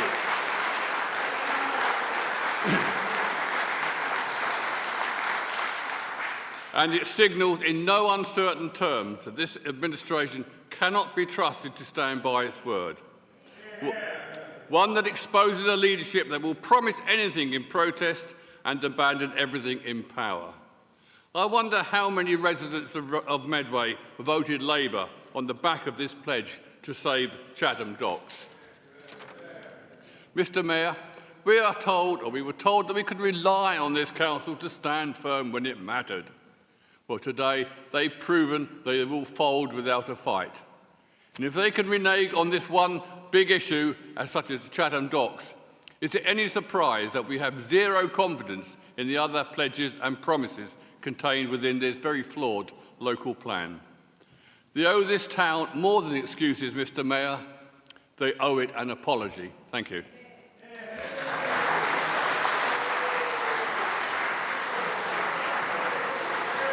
Thank you very much, Councillor Kemp. Councillor Field, please. Thank you, Mr Mayor, and thank you to all the officers involved in producing the plan. Last weekend, I was with my family celebrating the life of my nanny Doreen. It made me reflect on her life and how housing gave her the opportunity to have a happy, fulfilled life. From 1930s tenements to cramped family flats to the prefabs, the council flat and the family home, and then being able to sell up and live a wonderful autumn in Norfolk. Investment in new and social housing made her and my family. Housing should give us chances to grow, to nurture, to advance. For too many in Medway, that opportunity is not there. Over 800 children in Medway are in temporary accommodation. The average age at which somebody buys their first house in Medway is 37. We are in a housing crisis and we need to act. As chair of the Regeneration, Culture, Environment Overview and Scrutiny Committee, we see these issues repeat themselves again and again in our work. It's not just housing we see these issues, but it's in our plans that are lacking for the environment, infrastructure, jobs and communities. Since the publication of tonight's papers, I know many Strood residents have been in touch with their ward councillors, concerned about the sites allocated to the rest of my ward. Many rightfully concerned about the loss of green belt and wanting to see a focus on brownfield development. And many are concerned about the potential impacts on our infrastructure, including transport networks, healthcare, education, and impacts on the landscape. One matter, however, is clear. Not having a local plan will not prevent development in the West of Strood, particularly due to proposals we understand will be part of the upcoming Gravesham local plan. No local plan would mean we continue to have the threat of the planning inspectorate overturning any decision made by locally accountable councillors. If we do not have a plan, we are limited in our ability to plan for these changes and ensure if any plan applications are made that they reflect the local needs and are designed to enhance the environment. Whatever decision we make tonight, as a ward councillor, I will work with residents to ensure any future development is safe and sustainable and enhances our environment and community. If, as a council, we agree to start Regulation 19 consultation, then residents will have the opportunity to make representations, including consultation events from next week. If the decision is agreed tonight, I would ask all residents to get involved. Any decision made tonight will be balanced. All members will know that we have not passed a local plan since my school days, but we'll also consider that any decisions will have impacts across the towns that many will disagree with. But these are the choices we are elected to make, reflecting what is our solemn duty to do what is right for Medway. Thank you, Councillor Field. Councillor Stamp, please. Thank you, Mr Mayor. I would first of all like to thank Dave Harris, Catherine Smith and everyone involved with getting the local plan this far for all of the hard work that they have put in. It really is appreciated. Thank you all. From my perspective, as chairperson of Planning Committee and as a person who was born and brought up in Medway, it is so important for Medway that we have an up-to-date local plan in place. With an out-of-date local plan, it is very difficult to refuse applications at Planning Committee, even if it is thought they are inappropriate or damaging developments. Our countryside and green spaces are at risk of being built on by inappropriate developments, which we've already seen in Medway. There have been far too many applications that have been refused at planning committee but then gone through at appeal to the detriment of Medway due to having an out-of-date local plan in place. This has come at a cost. Firstly, for fighting against costly appeals, and then on top of that, we have also had to pay costs to the applicants when awarded. This has got to stop, and that is why it's so important that we have an up-to-date local plan in place. Thank you. Thank you, Councillor Stamp. Councillor Filmer, please. Yeah, thank you, Mr. Mayor. Everyone over this side knows the importance of a local plan, so we don't agree that we don't need a local plan, but what we need is the right housing and the businesses in the right place. Councillor Cook, your vision of Medway, we totally agree with that. You know, we want to see a better Medway, but we are very concerned about certain aspects of this. If you take the employment land and you start moving it out to Kingsnorth and the Isle of Grain, that causes problems with the A228. Now, being on the planning committee, I won't speak about any sites that are mentioned in the document because I don't want it to be that I've predetermined, keep an open mind on all the sites. But we do have problems with some of the aspects, and it's just the fact that if you take we've heard a lot tonight about Chatham Docks. I have a bit of a quandary. The Labour government has spent millions of taxpayers' money looking after British Steel, but we can't look after Chatham Docks. But that's not predetermined, that's just my opinion. So I'm just giving notice that over the next 6 weeks we will be working to try and bolster and put stuff to the inspector, because we feel there's policies that could be more helpful to the local plan to make it better. So we will be putting that forward to the inspector in the next 6 weeks. Thank you. Thank you, Councillor Filmer. Call on Councillor Campbell, please. Thank you, Mayor Clark. I want to start by recognising the amount of blood, sweat and tears that Councillor Curry, Dave Harris, Catherine Smith and their team have put into this draft local plan. A quick point to address what Councillor Filmer just said. You might know the importance of a local plan, but you prevaricated for 2 decades. We managed to get it this far, the farthest it's been in a very long time. So I think it's pretty evident who's done the right thing. There are 2 aspects about the draft plan I want to bring up. The first is from my own identity and experience. As an immigrant to this country, I know how isolated people can feel when they feel othered, ignored, and unwelcome. One of the ways I overcame that was by volunteering. The excellent work that Medway's voluntary, community, and faith-based agencies do to bring people together and alleviate social isolation is sometimes miraculous under incredible resource constraints. I really hope that alongside housing and economic considerations, future developments will be examined carefully for opportunities to make accessible community spaces available for people to come together. The second is that, as the member for Fort Pitt Ward, I'm delighted to see the recognition and protection put in place for Chatham Intra, which exemplifies the inclusivity and diversity goals that are set out in the plan. This is not woke or PC, it is existential to who we are in Medway. I have noticed an increase in hostility towards immigrants recently. It is driven in part by the rise in prominence of reform, whose answer to every malaise seems to be to attack so-called illegals.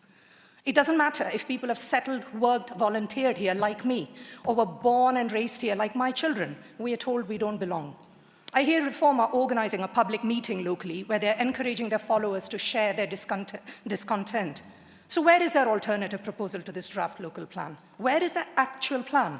If our neighbouring county's fate is anything to go by, they have no plan, only misinformation and misdirection, like claims about money being spent on asylum seekers when it was in fact spent to provide activities for all looked after children. That's what their vision is. Let's not look after children. We must build a future Medway that is a good place, a welcoming place, a productive and healthy place for everyone. That is everyone, not just those who pass some parochial colour test. Like Councillor Cook said, this draft plan is a strategic vision, which may be imperfect, but it's a good and positive vision.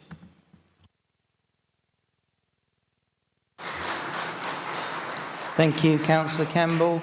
I have Councillor Williams indicating, but could I just check, is that Councillor Mrs Turpin? Thank you. Yeah, no. Thank you. Apologies, Mr Mayor. With only 1 week to read the draft local plan and the immense pages of supporting documents, I decided to take a focus on employment and education, two hugely important features of a sound and successful plan.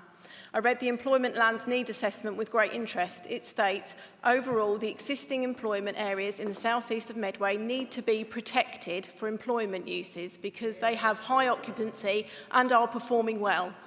The report also states that should office space come forward at this location, it would require some form of subsidy due to the unviable nature of this type of development.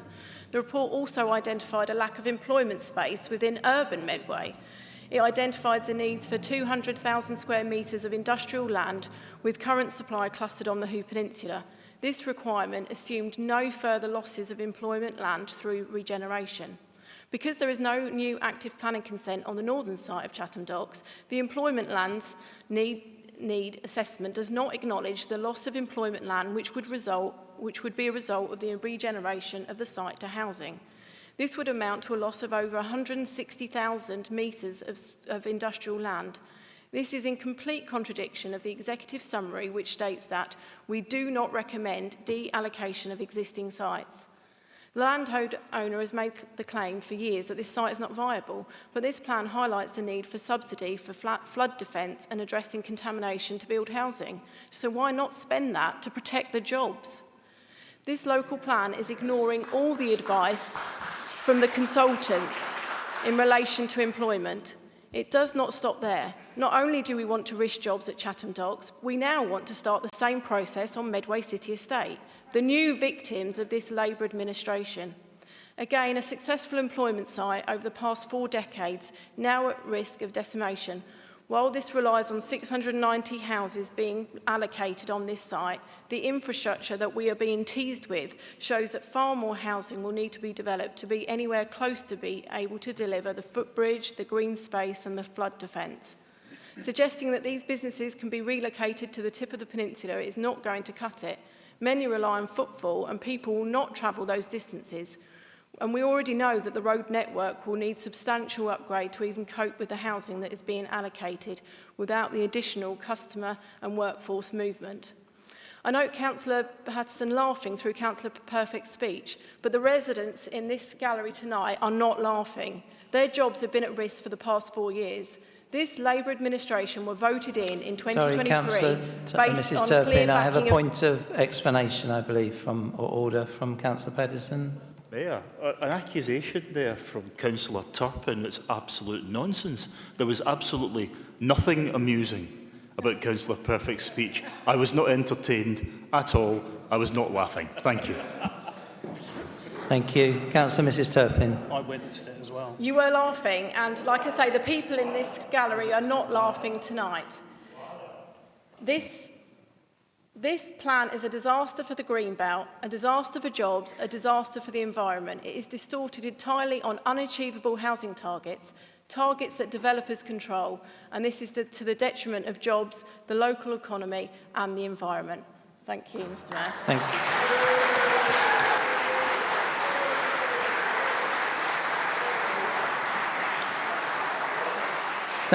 Thank you, Councillor Mrs. Turpin. Thank you, members. Councillor Jackson, please. Thank you, Mr. Mayor. I'd first like to thank all the team putting this draft document together.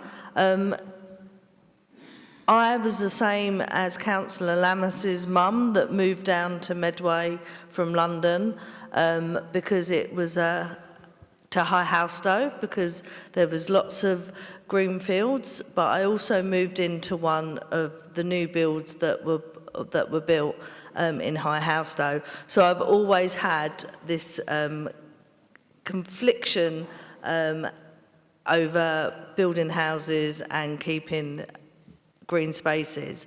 But I think this plan, this draft plan, has actually looked at that quite sympathetically up at the Hoo Peninsula, keeping the Dean Gate park and extending that.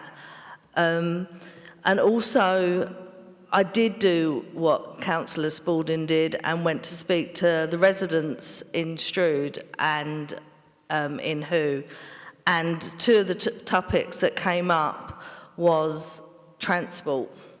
So I'm really pleased to hear that in the plan. I'm encouraged that being put forward is a transport hub in Strood Station. That can be a very scary place at this moment when you're getting late trains home and you're standing around if you don't drive for taxis. And also another transport hub in Who. Both of these ideas I know have been greatly received by residents, and also while out on the peninsula talking to residents, the idea of a supermarket on the Who Peninsula has also got quite a lot of backing from local residents. So thank you for taking them into consideration. Thank you. Thank you, Councillor Jackson. Councillor Hackwell, please. Thank you, Mr. Mayor. And first of all, can I also add my thanks to Dave, Catherine and the team. Without all this hard work, we wouldn't be able to have this debate this evening. So, as Councillor Perfect has said, the Conservative group will not be supporting this local plan this evening based on the lack of infrastructure. But before I outline some of my reasons, I would like to say I'm upset by some of the proposed housing developments in the Regulation 19 proposal. Sorry, please do stand if you have a point of order so I can see when you're doing so. Councillor Mayor, what is the point of order, please? Yeah, point of order. That's clearly whipping. No, it's not. Yes, it is. The Conservative group will not be supporting this plan. That's predetermination and whipping. Absolutely. Absolutely. Thank you how is for that your... anything other than that? Thank you, Councillor Mayhill. Thank you. Councillor Hackwell. Sorry. So, proposed housing developments in the Regulation 19 proposal. One moment, please, Councillor Hackwell. Councillor Patterson, you have a point of order or explanation? Yes, I do, Mr. Mayor. I think we definitely need advice on this because it's very clear that if the deputy leader of the opposition group tells the Chamber that the Conservative group will not be supporting this, that is a clear evidence of whipping. It's clear predetermination, and I think we need a legal opinion before we proceed. Thank you, Councillor Patterson. We will defer to an advice from the legal officer on this one. Thank you. There's no whip because I'm the only person that can issue a whip, so I'm happy to confirm that. Okay, I just ask the Head of Legal Services just to make a comment, please, members. Thank you, Mr. Mayor. I don't think there has been whipping, in my opinion. I think it's an unfortunate turn of phrase that perhaps has been taken in a way that it wasn't intended to be. And I don't think there's any need for any predetermination rulings at this point. Thank you. Thank you. Head of Legal Services, Councillor Hackwell, please. Thank you. I walk several miles every morning, and part of my route takes me along a disused road, which is used by many people walking, cycling, or taking their dogs for a walk. I walk along this path early in the morning. There are open agricultural fields to my right, grass meadows to my left, all very good for the soul when the sun is shining. Unfortunately, these open green fields have been designated for housing in this submission. I'm genuinely saddened that future generations will not have the opportunity to walk a short distance from the urban sprawl that we live in to the beautiful Medway countryside and enjoy it as I have done. That said, I would now like to talk about infrastructure, specifically transport infrastructure. The previous administration at least recognised that infrastructure enhancements were a fundamental bedrock requirement of bringing the local plan before this chamber. Although not ultimately successful in presenting a local plan to this chamber, they were at least successful in obtaining a grant of £170 million to put some much-needed transport infrastructure in place before developing a local plan. The grant that the current Labour administration lost in their first couple of weeks in the job. It has been debated many times in this chamber that one way on and one way off of the peninsula is inadequate for volume house building. But nevertheless, this local plan has in it many additional houses to be built on the peninsula with only one improvement to the transport infrastructure, supposedly coming from 106 contributions, and as we all know how fickle these can be due to viability. And that brings me on to the Capstan Valley development. This development relies on the Maidstone Borough Council's Lidsing development plan with a new spur for the Junction 4 roundabout at the top of the A278.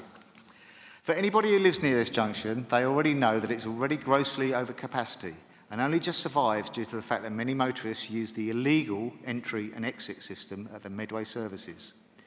In the mornings, there are about 1 mile tailbacks on the M2 London-bound carriageway of traffic trying to exit onto the aforementioned roundabout, and an extra spur will just compound this problem.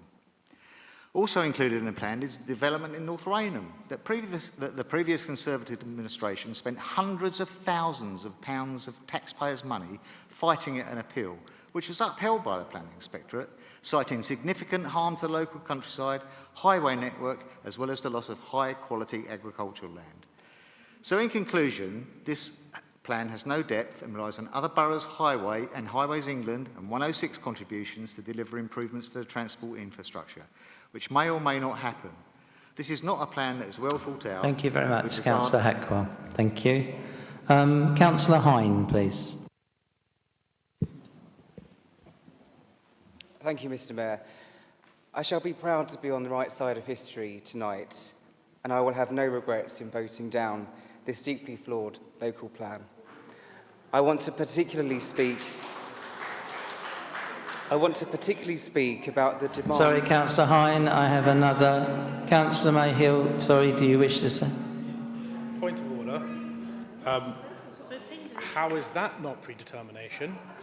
And if there's failure to act on this, can someone at least repeat what the rules are here? Because they seem to have not understood. Unless I haven't understood, which I'm Okay, thank you, Councillor Mayhill. I will ask the Legal Services Officer to restate the advice that has been given. Thank you. Thank you. Thank you, Mr. Mayor. As I said at the beginning, members need to be really careful with their wording and what they're saying in order to make sure that if you're not predetermined, that it's obvious to those that you are addressing that you're not. You should start your remarks with the statement to say that you are taking part with an open mind. Just please be mindful about the wording you're using. Thank you very much. Councillor Hine. Thank you for that clarification, but my understanding is that it is a free vote this evening.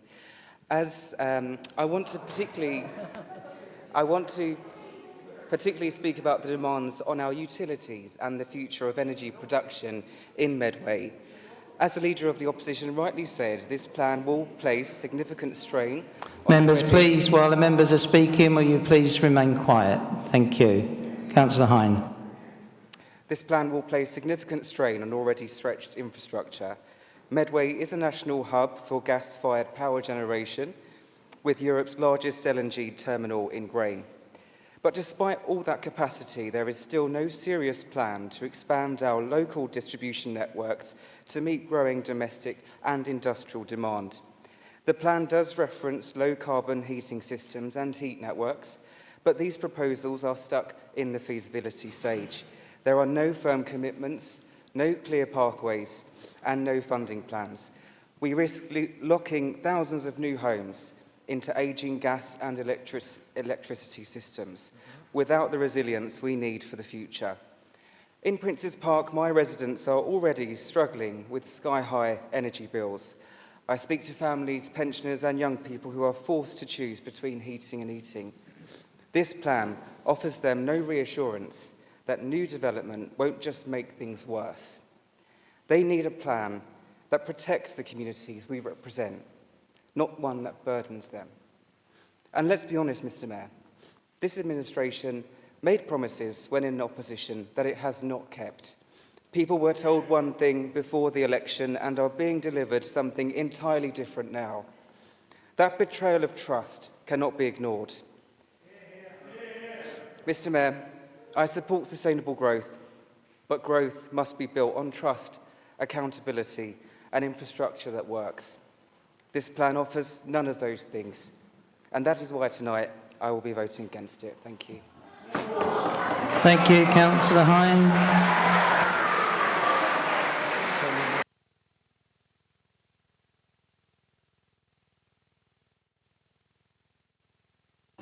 Okay, thank you. We are straying. I see the points of order. Members, this is a free vote, as we've been advised, and members are advised they approach it with an open mind. I suspect we are falling into a regular habit of saying we are for or against, but this is an unusual debate where we are not doing that in our speeches. So please, members, could you remember the advice that we have been given? Thank you.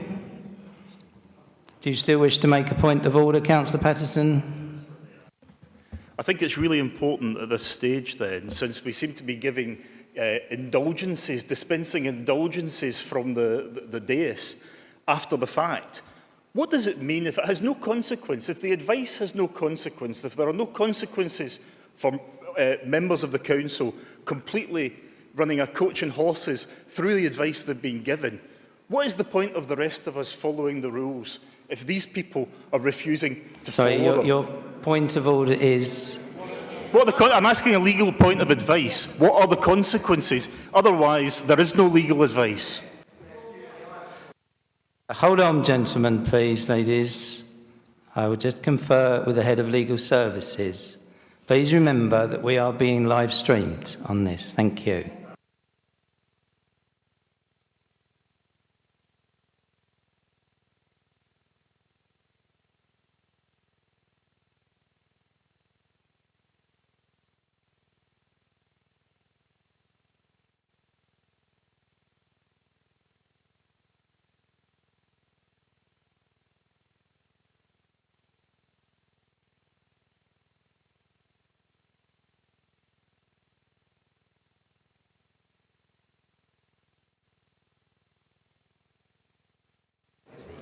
Thank you. Members, thank you. We discussed with the Head of Legal Services and the Chief Executive. We need to keep this debate going because it's too important not to. I understand that the language in some cases may be contradictory to advice given. That is for the decision of the members. And obviously, if there is a complaint to be made, we do have a complaint system in place with the Council. We do wish to continue with the debate. So we will continue, and I would please remind members the advice that you have been given, which similarly would apply to those who may be speaking in support, as well as those whose comments perhaps expressed discontent. So please, members, if we could continue in that vein. Thank you very much. I have one member still standing. Is this another point of order or a different point of order? Point of clarification and a point of order. There is a difference between predetermination and a free vote. And for anybody who doesn't know that, you shouldn't be in this house. That's the first point. But the second is, we have clearly had predetermination statements. Now, whether these people are predetermined or not, I can't see into their hearts. But what I say is, you are correct, Mr. Mayor. We are live streamed. And the evidence is there and recorded. So all I need to know is, how does that affect tonight's business? I have advised from the legal officer present that we continue with the debate. So yes, but what happens to the predetermination that's on record from the members? It has not been determined by the legal officer that there is. And if there is a complaint process that members wish to follow, they are free to follow that. Now, we will, thank you, Councillor Brown, we will now continue with the debate, and I will be calling the next person to speak. Thank you very much. Okay, yeah. Councillor Spalding, do you have a different point of order? Mr. Mayor, if I can assist everybody, especially when I sit as an independent matter at the back. Predetermination, definitions, when you look at it, and it's all down to a degree. Sorry, Councillor Spalding, I don't need an explanation. Is there a point of order you wish to make? There is, Mr. Mayor. It all comes down to determination. If he'd arrived and said, I'm going to do this or that... Sorry, Councillor Spalding, you can't speak for other members. Thank you very much. We now call on Councillor Mendez, sorry, is it a different point of order? The point of clarification around my understanding of predetermining is that if we then get taken to court by the developers, we don't, if it's been predetermined, we don't have legs to stand on. So I think we do need some clarity around what happens afterwards. That predetermination isn't just theatrics in here, it means something, and we need some clarity on what that means. I have had the advice from the Head of Legal Services, who's present, who is our legal advisor for this meeting, that we continue with the debate. Bearing in mind, members, the advice that you have each been given and are responsible for. And I'll call upon Councillor Joy. Thank you. Thank you, Mr Mayor. I'm trying to keep my points to either my ward or the responsibilities I have, which to do with children's service and education. As there is nothing showing in my ward, it will be with regards to the education. It's really pleasing to see that on this plan, there is plans for much needed secondary schools. One towards Strood, one in the Capstan Valley, one in Lower Raynham, and there's apparently one in Who, although I couldn't find it within the report, but it's probably in there, it's just trying to find the stuff. I do have grave concerns because the transport requirements that this plan states out is for secondary school is to walk, cycle or bus.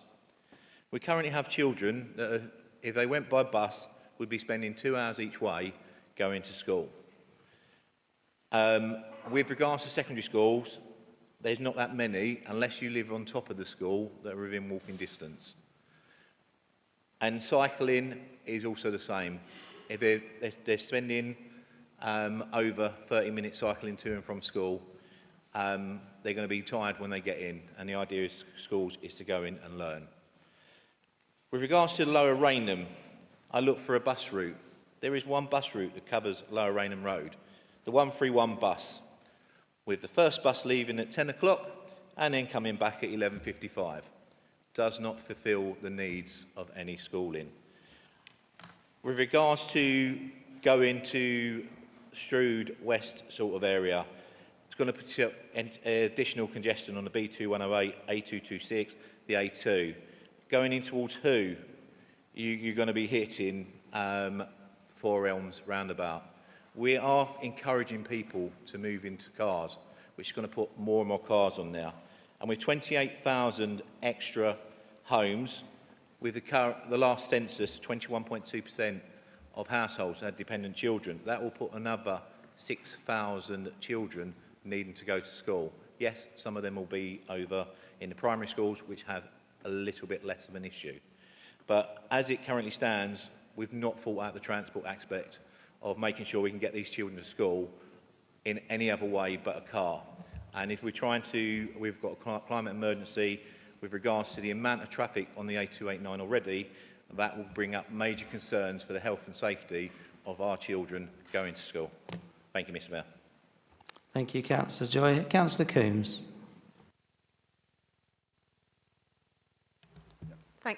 Thank you, Mr Mayor.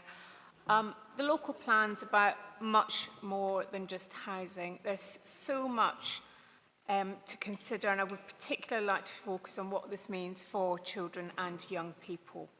We're all aware of the recent localised pressures on school places in some parts of Medway, exacerbated by piecemeal, opportunistic developments which have cropped up thanks to the failure of the previous administration to put a local plan in place. This has led, in some cases, to children being unable to attend their local schools, with some having to undertake long journeys across the towns. This is our current situation. The local plan includes strategic planning for new schools and expansions in the right places, and will help us to meet our statutory duty to provide sufficient school places. The identification of primary and secondary school sites contained in this plan will mean that children are able to attend good local schools near to where they live, unlike the present situation for many. This will have a lot of benefits, including improved punctuality and attendance, increased parental involvement in their child's schooling, convenience for parents, stronger community ties for our children, including building friendships, becoming involved in local activities, more time for clubs, sports, time with family and friends, and other leisure activities. Greater independence, safety, and improved health when they can walk to school and cycle to schools, which are closer than we have currently. Lower travel costs for families, less road congestion, healthier air, I could go on. So I welcome the greater certainty which this plan brings and which allows us to plan for the future needs of our children and young people in education and all the benefits that this brings. Thank you, Councillor Coombs. Councillor Galvin, please. Mr. Mayor, I hope I'm approaching this meeting this evening with an open mind, as I usually try to do when I go to a planning meeting. Though I must confess that over the last few years, I have had a slight bias when making my decisions at planning. That bias has been to try and provide good quality homes for Medway people. You can imagine my amazement then when the proposal to refurbish Mountbatten House came before the planning committee. Every single member of the Labour Party on that committee voted against the proposal. Was that just a coincidence or predetermination? I'm afraid we won't know. Mr. Mayor, this proposed local plan is wholly predicated on 40% of Medway's future housing needs being met by the use of brownfield sites. Indeed, the spatial strategy is to take a brownfield first approach, and everyone in this room would not disagree with that principle, I would guess. However, the reality is very different. Many of our large brownfield sites already have planning permission or have been subject to planning application presentations.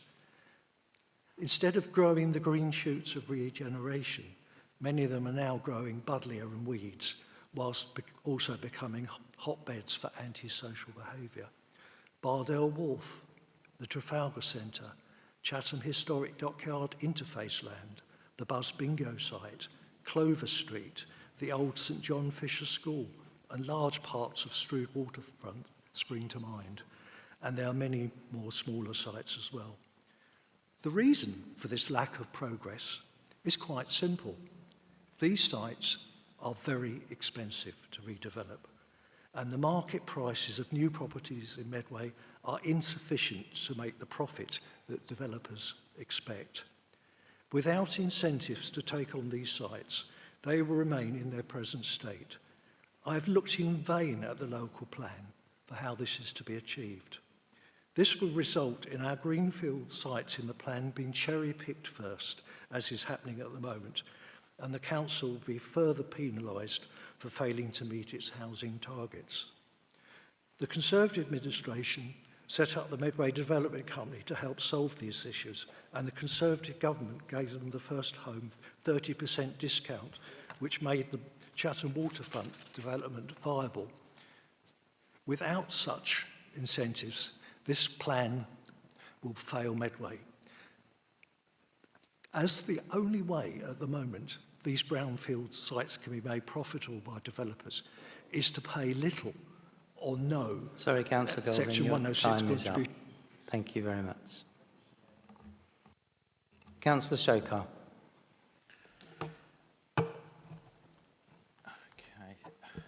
We have in the UK in Medway a community whose future existence and way of life relies on these local development plans. The Gypsy Roma traveller community, like other communities, come in many forms. It represents a wide range of different types of people. The Romany Gypsies have been in Britain since at least 1515, after migrating from Europe during the Roma migration from India.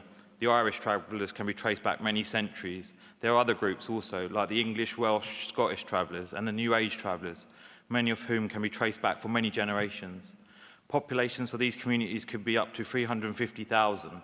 In 2016, it was recommended by a government committee that the UK ensure that the provision of adequate and culturally appropriate accommodation and stopping sites as a matter of priority. In 2025, there is still a chronic shortage of gypsy traveller sites, which the government and local authorities have failed to address. Since 2013, we've in fact seen a significant decrease in permanent pitches, 240 fewer, and only a modest increase in transit provisions. The government's planning policy for traveller sites requires local authorities to identify a 5-year land supply for gypsies and traveller pitches. However, the report Kicking the Can Down the Road found that most authorities have failed to allocate these sites. Since 1994, when the statutory duty was revoked, only 30 out of the 149 socially provided sites have been built across 100 local authorities. The last acceptable form of racism, they call it.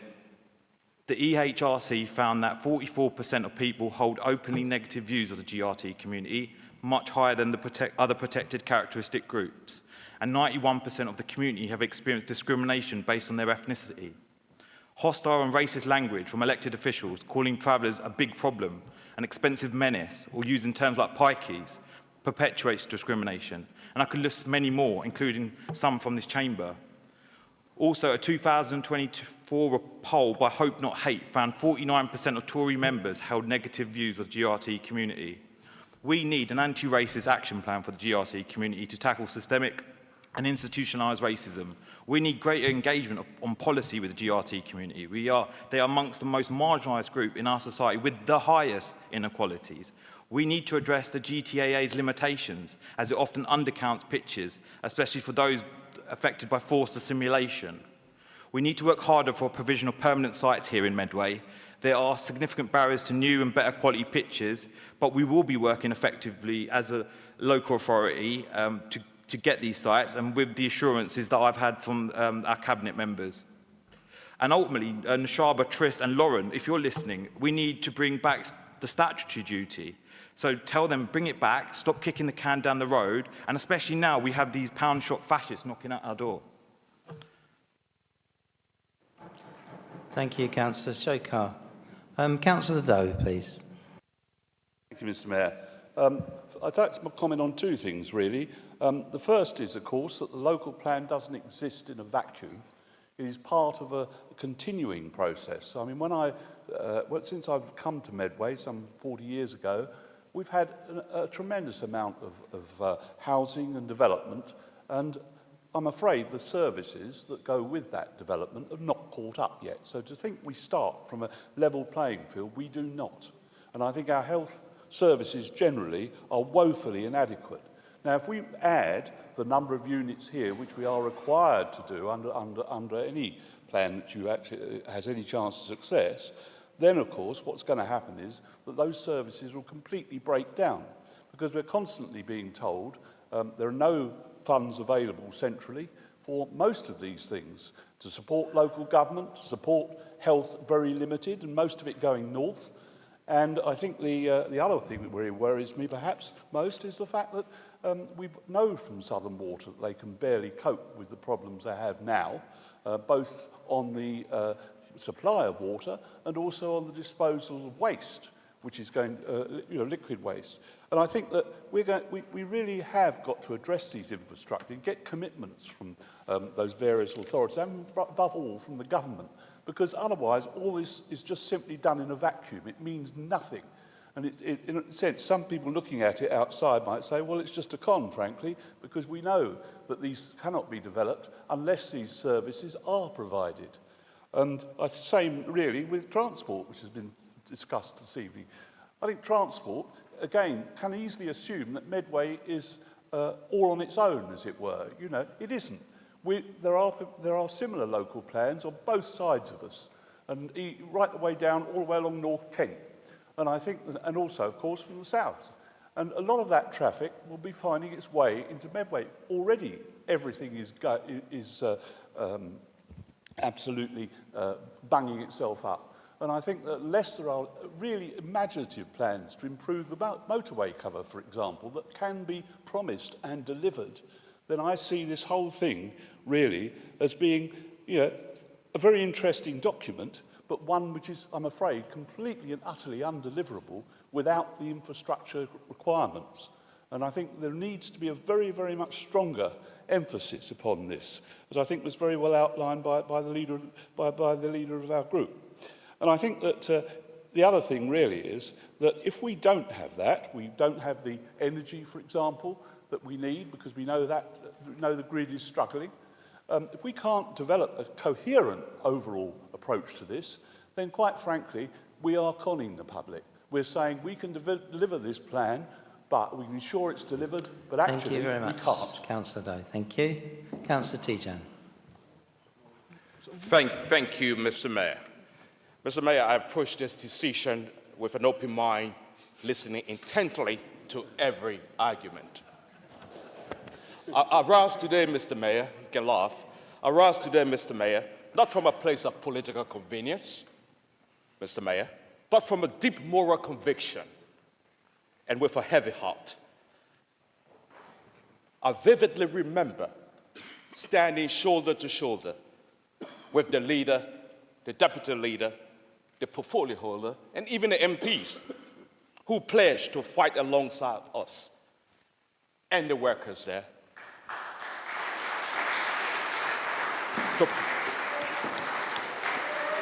to protect jobs, the businesses, and the future of Chatham Docks. Then we were united, cross-party, cross-sector, cross-community. Then we faced a decision with blueprints in one hand and workers' livelihoods in the other. Then we stood for employment, for opportunity, for the irreplaceable legacy of our maritime heritage that has sustained generations. But today, that powerful memory stands in a sharp, painful contrast to this decision before us, to reclassify vital employment land for residential development. Hundreds of employees, residents and local businesses who depend on Chatham Docks are now staring into the void of uncertainty. These are not just numbers, Mr. Mayor, on the spreadsheet.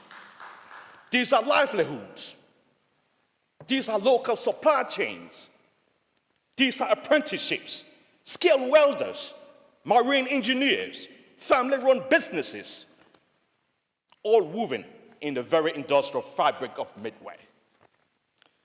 This U-turn, Mr. Mayor, this Labour U-turn, is not just political backtracking, it is a profound betrayal. A betrayal of the people who trust in you, who trust in your words. A betrayal of the worker who believe you counted for continuity, not chaos. We are left asking the same searing question as those workers and businesses. What changed? Because the threats of employment are no less than they were before May 2023, Mr. Mayor. Let me be absolutely clear. We will not forget, this community will not forget, and I assure you, history will not forget. Our sacred duty must always be to defend jobs, to build economic resilience, and to uphold the right of Medway residents to build their lives with dignity and security. Thank you very much, Mayor. Councillor Tijan.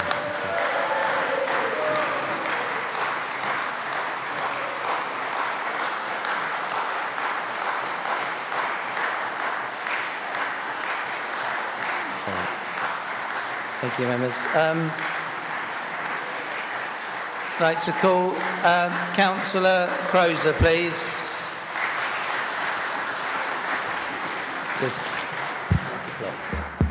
Thank you. Thank you, Mr. Mayor, and may I add my thanks to Dave Harris, Catherine Smith, and the entire local plan staff team. We recognise the immense amount of work you do and the dedication that has gone into producing this document.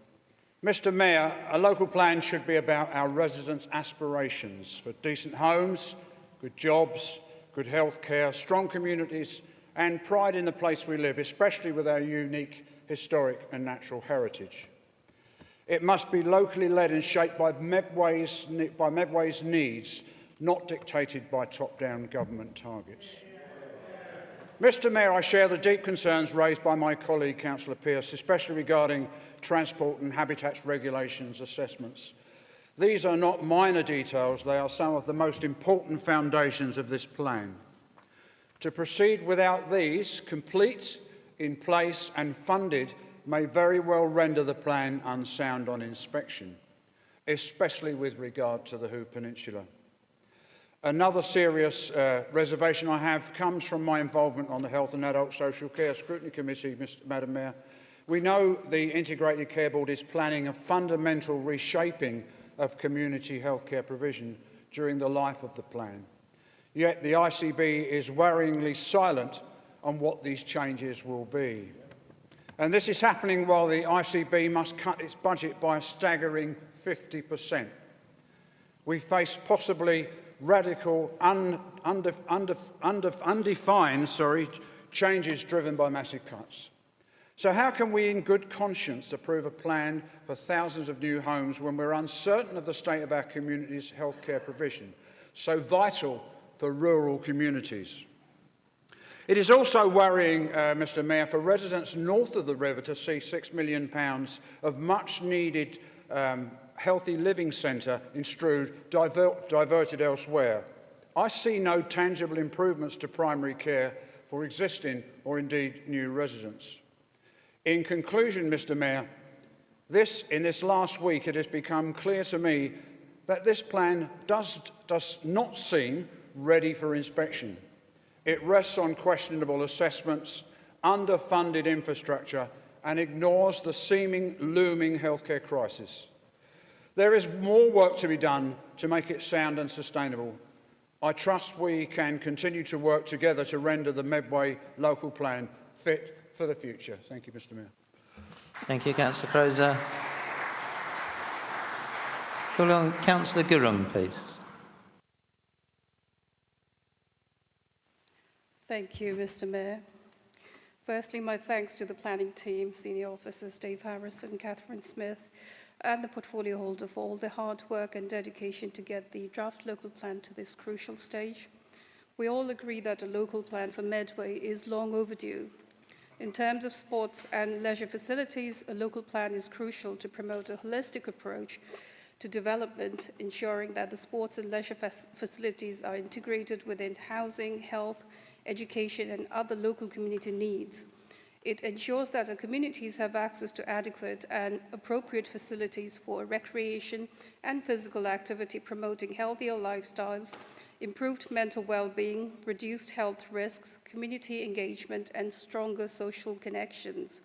It helps to protect existing facilities, prioritize new ones based on gaps in provision, and designate valuable green spaces for recreation and leisure, ensuring strategic location to meet the local needs and contribute to the overall quality of life of our residents. Local plans are also crucial for heritage and culture in Medway, as we have heard. They provide a framework for protecting our historic and cultural assets from inappropriate development. By setting out clear policies and site locations, we will have more say regarding new developments, absolutely considering the significance and setting of our important heritage and cultural assets, and ensure that their plans are sensitive to and not have negative impact on our heritage, as well as historical character, context, and distinctiveness. This recognition and celebration of our proud history and rich heritage can promote our collective sense of identity, belonging, community well-being, and pride in place, whilst prioritizing enhancement of public places, including historic streets, and contribute to the cultural identity of places within Medway. Furthermore, local plan for Medway with well-preserved culture and heritage can help inform investment decisions that can support and revitalize our cultural venues, creative industries, local arts scene, as well as our town centers, attracting visitors and supporting local businesses. Therefore, while we are proud of the outstanding current services provided by the current Medway Sports, Medway Heritage and Culture teams, if we are minded to vote the long overdue local plan for Medway today, then it can further ensure that the sports and leisure and our culture and heritage that Medway deserves will form key part of the infrastructure delivery plan. Thank you very much. Thank you, Councillor Grun. Councillor Etheridge, please. Thank you, Mr Mayor. For the benefit of those viewing tonight and for our guests at the back, being a councillor, you are put there as a representative and an advocate for the people of your ward and for Medway. That means you must come forward to these meetings and any other meeting with strong moral principles. Unfortunately, myself and my 2 ward councillors got castigated many times and called rebels because we failed to support those principles being advocated by our administration at the time. And I'm still of the same opinion now that I wouldn't change anything that I've done in the past. But my concern this evening is those strong principles, those morals, seem to be lacking from the Labour Party. Where's their integrity gone when they promised to protect Chatham docks? I'm sure it would be absolutely positive if more of them had fathers who were tool makers, that they would understand the importance of that role in the Chatham docks and vote accordingly. Thank you. Thank you, Councillor Etheridge.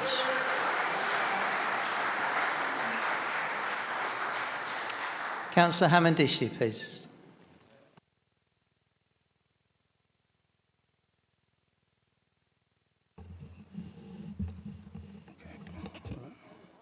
Thank you, Mr. Mayor, and thank you, Dave, and your team for all your efforts in submitting the draft plan.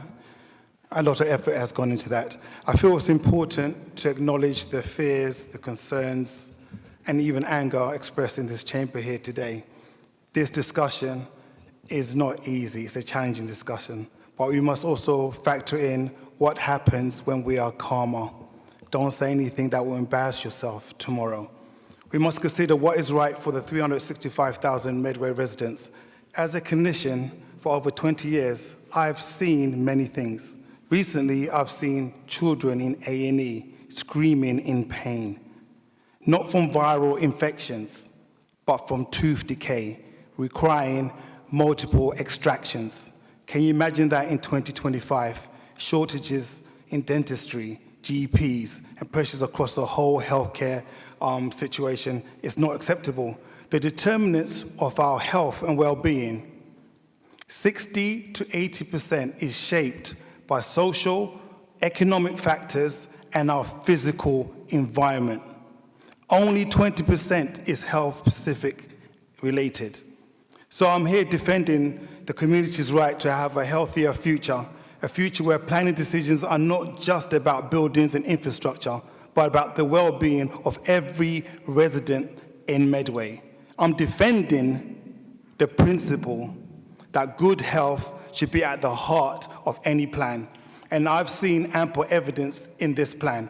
I'm defending our duty set out in public law to create environments that help people live longer, healthier, and happier lives. We must not let short-term opportunists feast on people's fears and anxieties caused by the previous administration's lack of a plan, leaving residents today at the mercy of commercial interests, not their own interests. They didn't prescribe a plan then, and today in opposition, they seem to have found a voice. They prefer stagnation rather than align themselves with the forward together, which is our motto. But I'm not just here to defend. I'm here to champion a bold, positive vision for Medway's future. I'm championing evidence-based practices that tackle health inequalities head-on with strong partnerships with ICBs, public health, that shall deliver measurable improvements for all our well-being. I'm championing a future where Medway is recognized nationally as a place where we value health and we attract families and businesses and we're reducing the burden on the NHS. We are here, colleagues, because of one simple truth. If you don't plan, you plan to fail.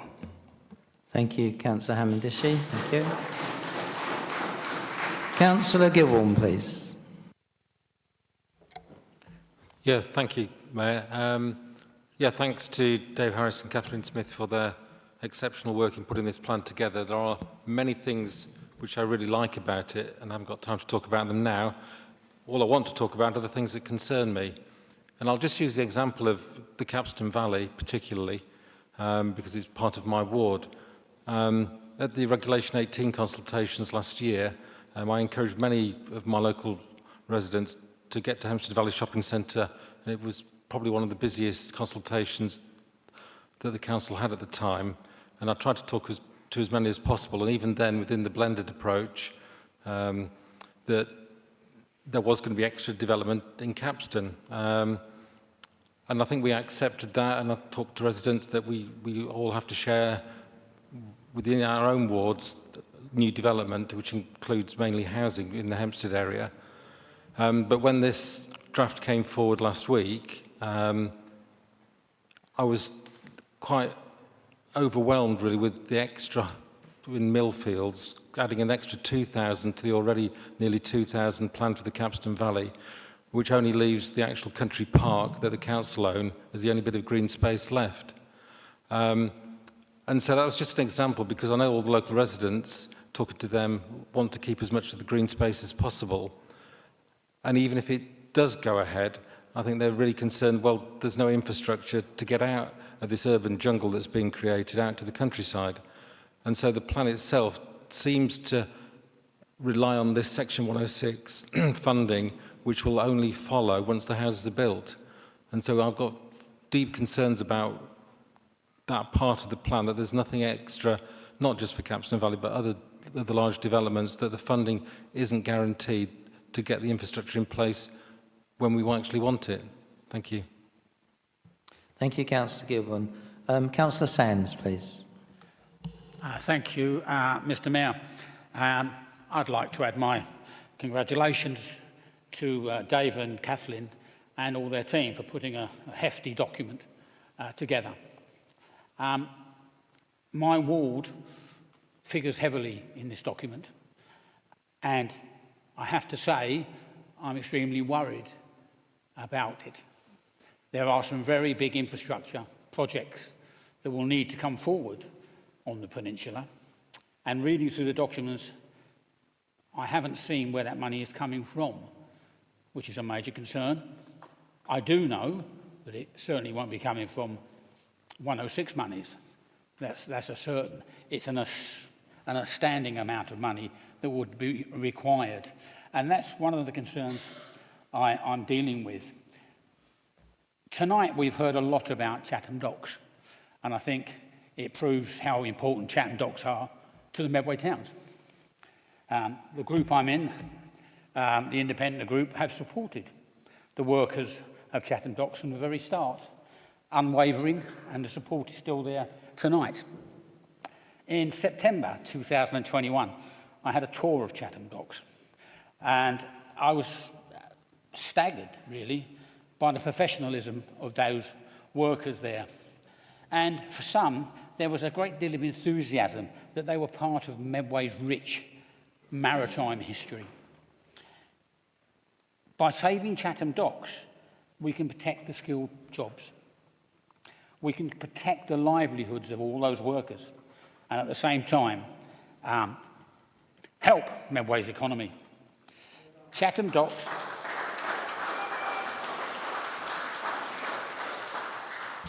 has played a vital role in our community. It assisted young people through their apprentices and given them all employed there a sense of pride. Medway needs these skilled jobs. Chatham Docks has been a source of pride from families across Medway, and we should not be allowed to destroy it. Thank you.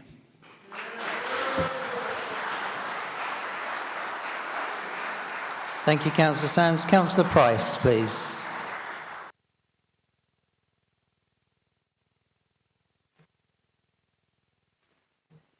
Thank you, Mr. Mayor, and I'd like to add my thanks to David, Catherine and the team. My colleague, Councillor Coombs, has addressed the educational aspects of this plan, which is paramount because we haven't had a local plan since 2003, which is why now we are moving forward with a draft plan that we are going to be having sites for like secondary schools that we've not had the opportunity to be able to put forward in a document because of not having had the local plan for so long. I just want to confine my comments about some of the things which I like in the local plan, which is involved with my ward, Gillingham North. And that is that there is, as people will know, there's been much building on the other side of the Northern Link Road by the Gillingham waterfront, and there's going to be some further building, including at the former gasworks. But that's also been supplemented by investment into the Strand, which is an important leisure-type facility. And me and my ward colleagues, especially Councillor Mandarakis, have been having lots of conversations with Dave Harris about the importance of being able to sort of continue access to the River Medway, because that is why we're called Medway. We've got the River Medway, and this is one of the few areas where there is public access still to the river. And so we have managed to secure, with Dave Harris's help, a future for the Sea Gas social club and the boating fraternity, which continues there by actually moving them further up the river.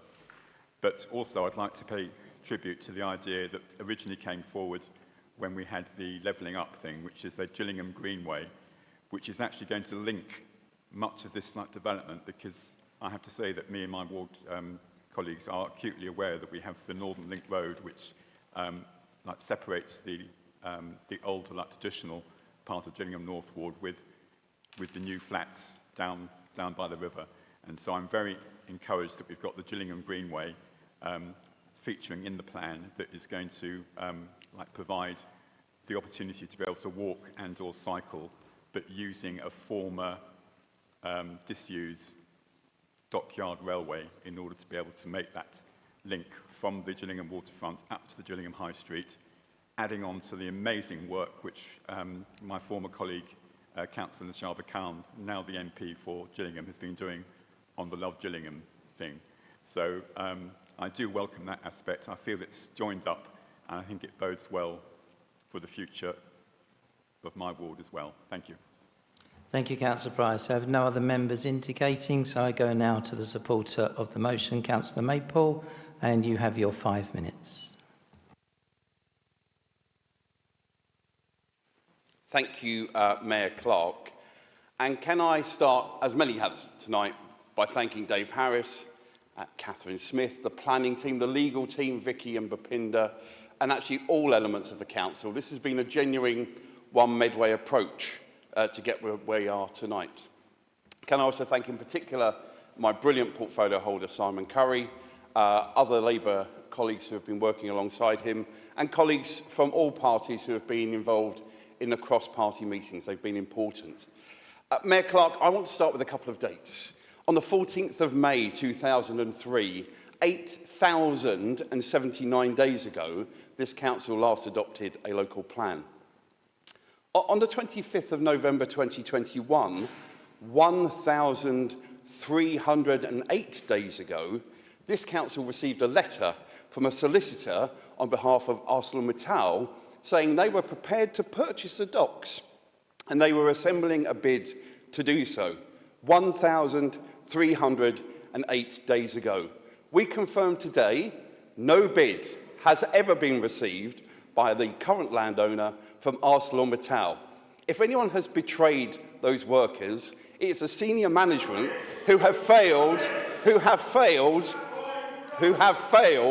to deliver for their workers. Ultimately, this issue is between two private sector companies, and one of them has failed to deliver more than 1,300 days later than when they wrote to us as a council. I also want to raise a couple of other figures, Mayor Clark. £170 million, which some people in this chamber, at least one former MP, emphasis on former, was very happy to see not received. I was not happy. I was incredibly angry at Michael Gove for taking away Medway resources, which are richly needed. Not enough, as Councillor Sands rightfully said, there's more needed, but blimey, that would have made a good start.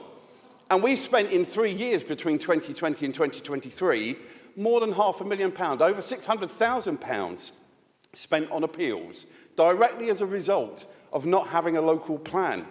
We've had more than 4,000 houses, including a number on the Capstan Valley. I would never want to see those houses, never. But they've ended up there because we didn't have a local plan. No 5-year land supply. That's why tonight is critically important. And why else is tonight important? Because we've got more than 9,000 residents, Medway residents, not residents from London or anywhere else, Medway residents who are on the Medway Council housing waiting list. That's why tonight is important. The chaplain in his opening remarks said aim higher, and I agree. And that's why when I raise my hand at the end of this debate, one of the things I will be considering is this. When we all go home tonight after this debate, we'll all go back to our homes, wherever we may be.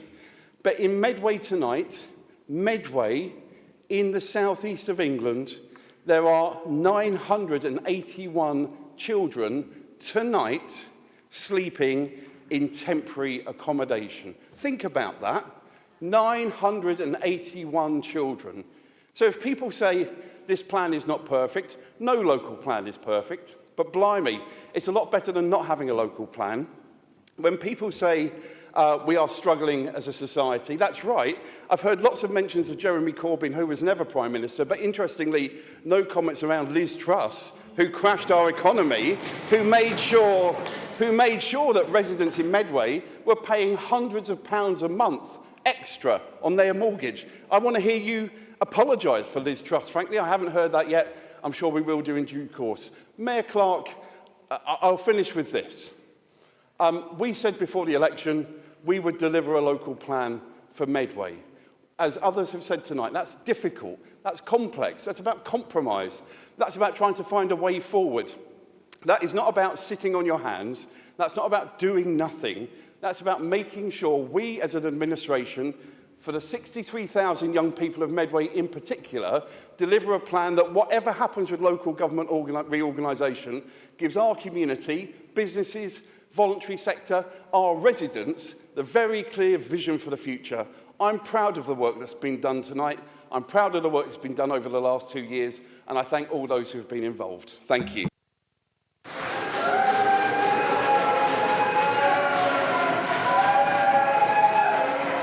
Thank you, Councillor Maple.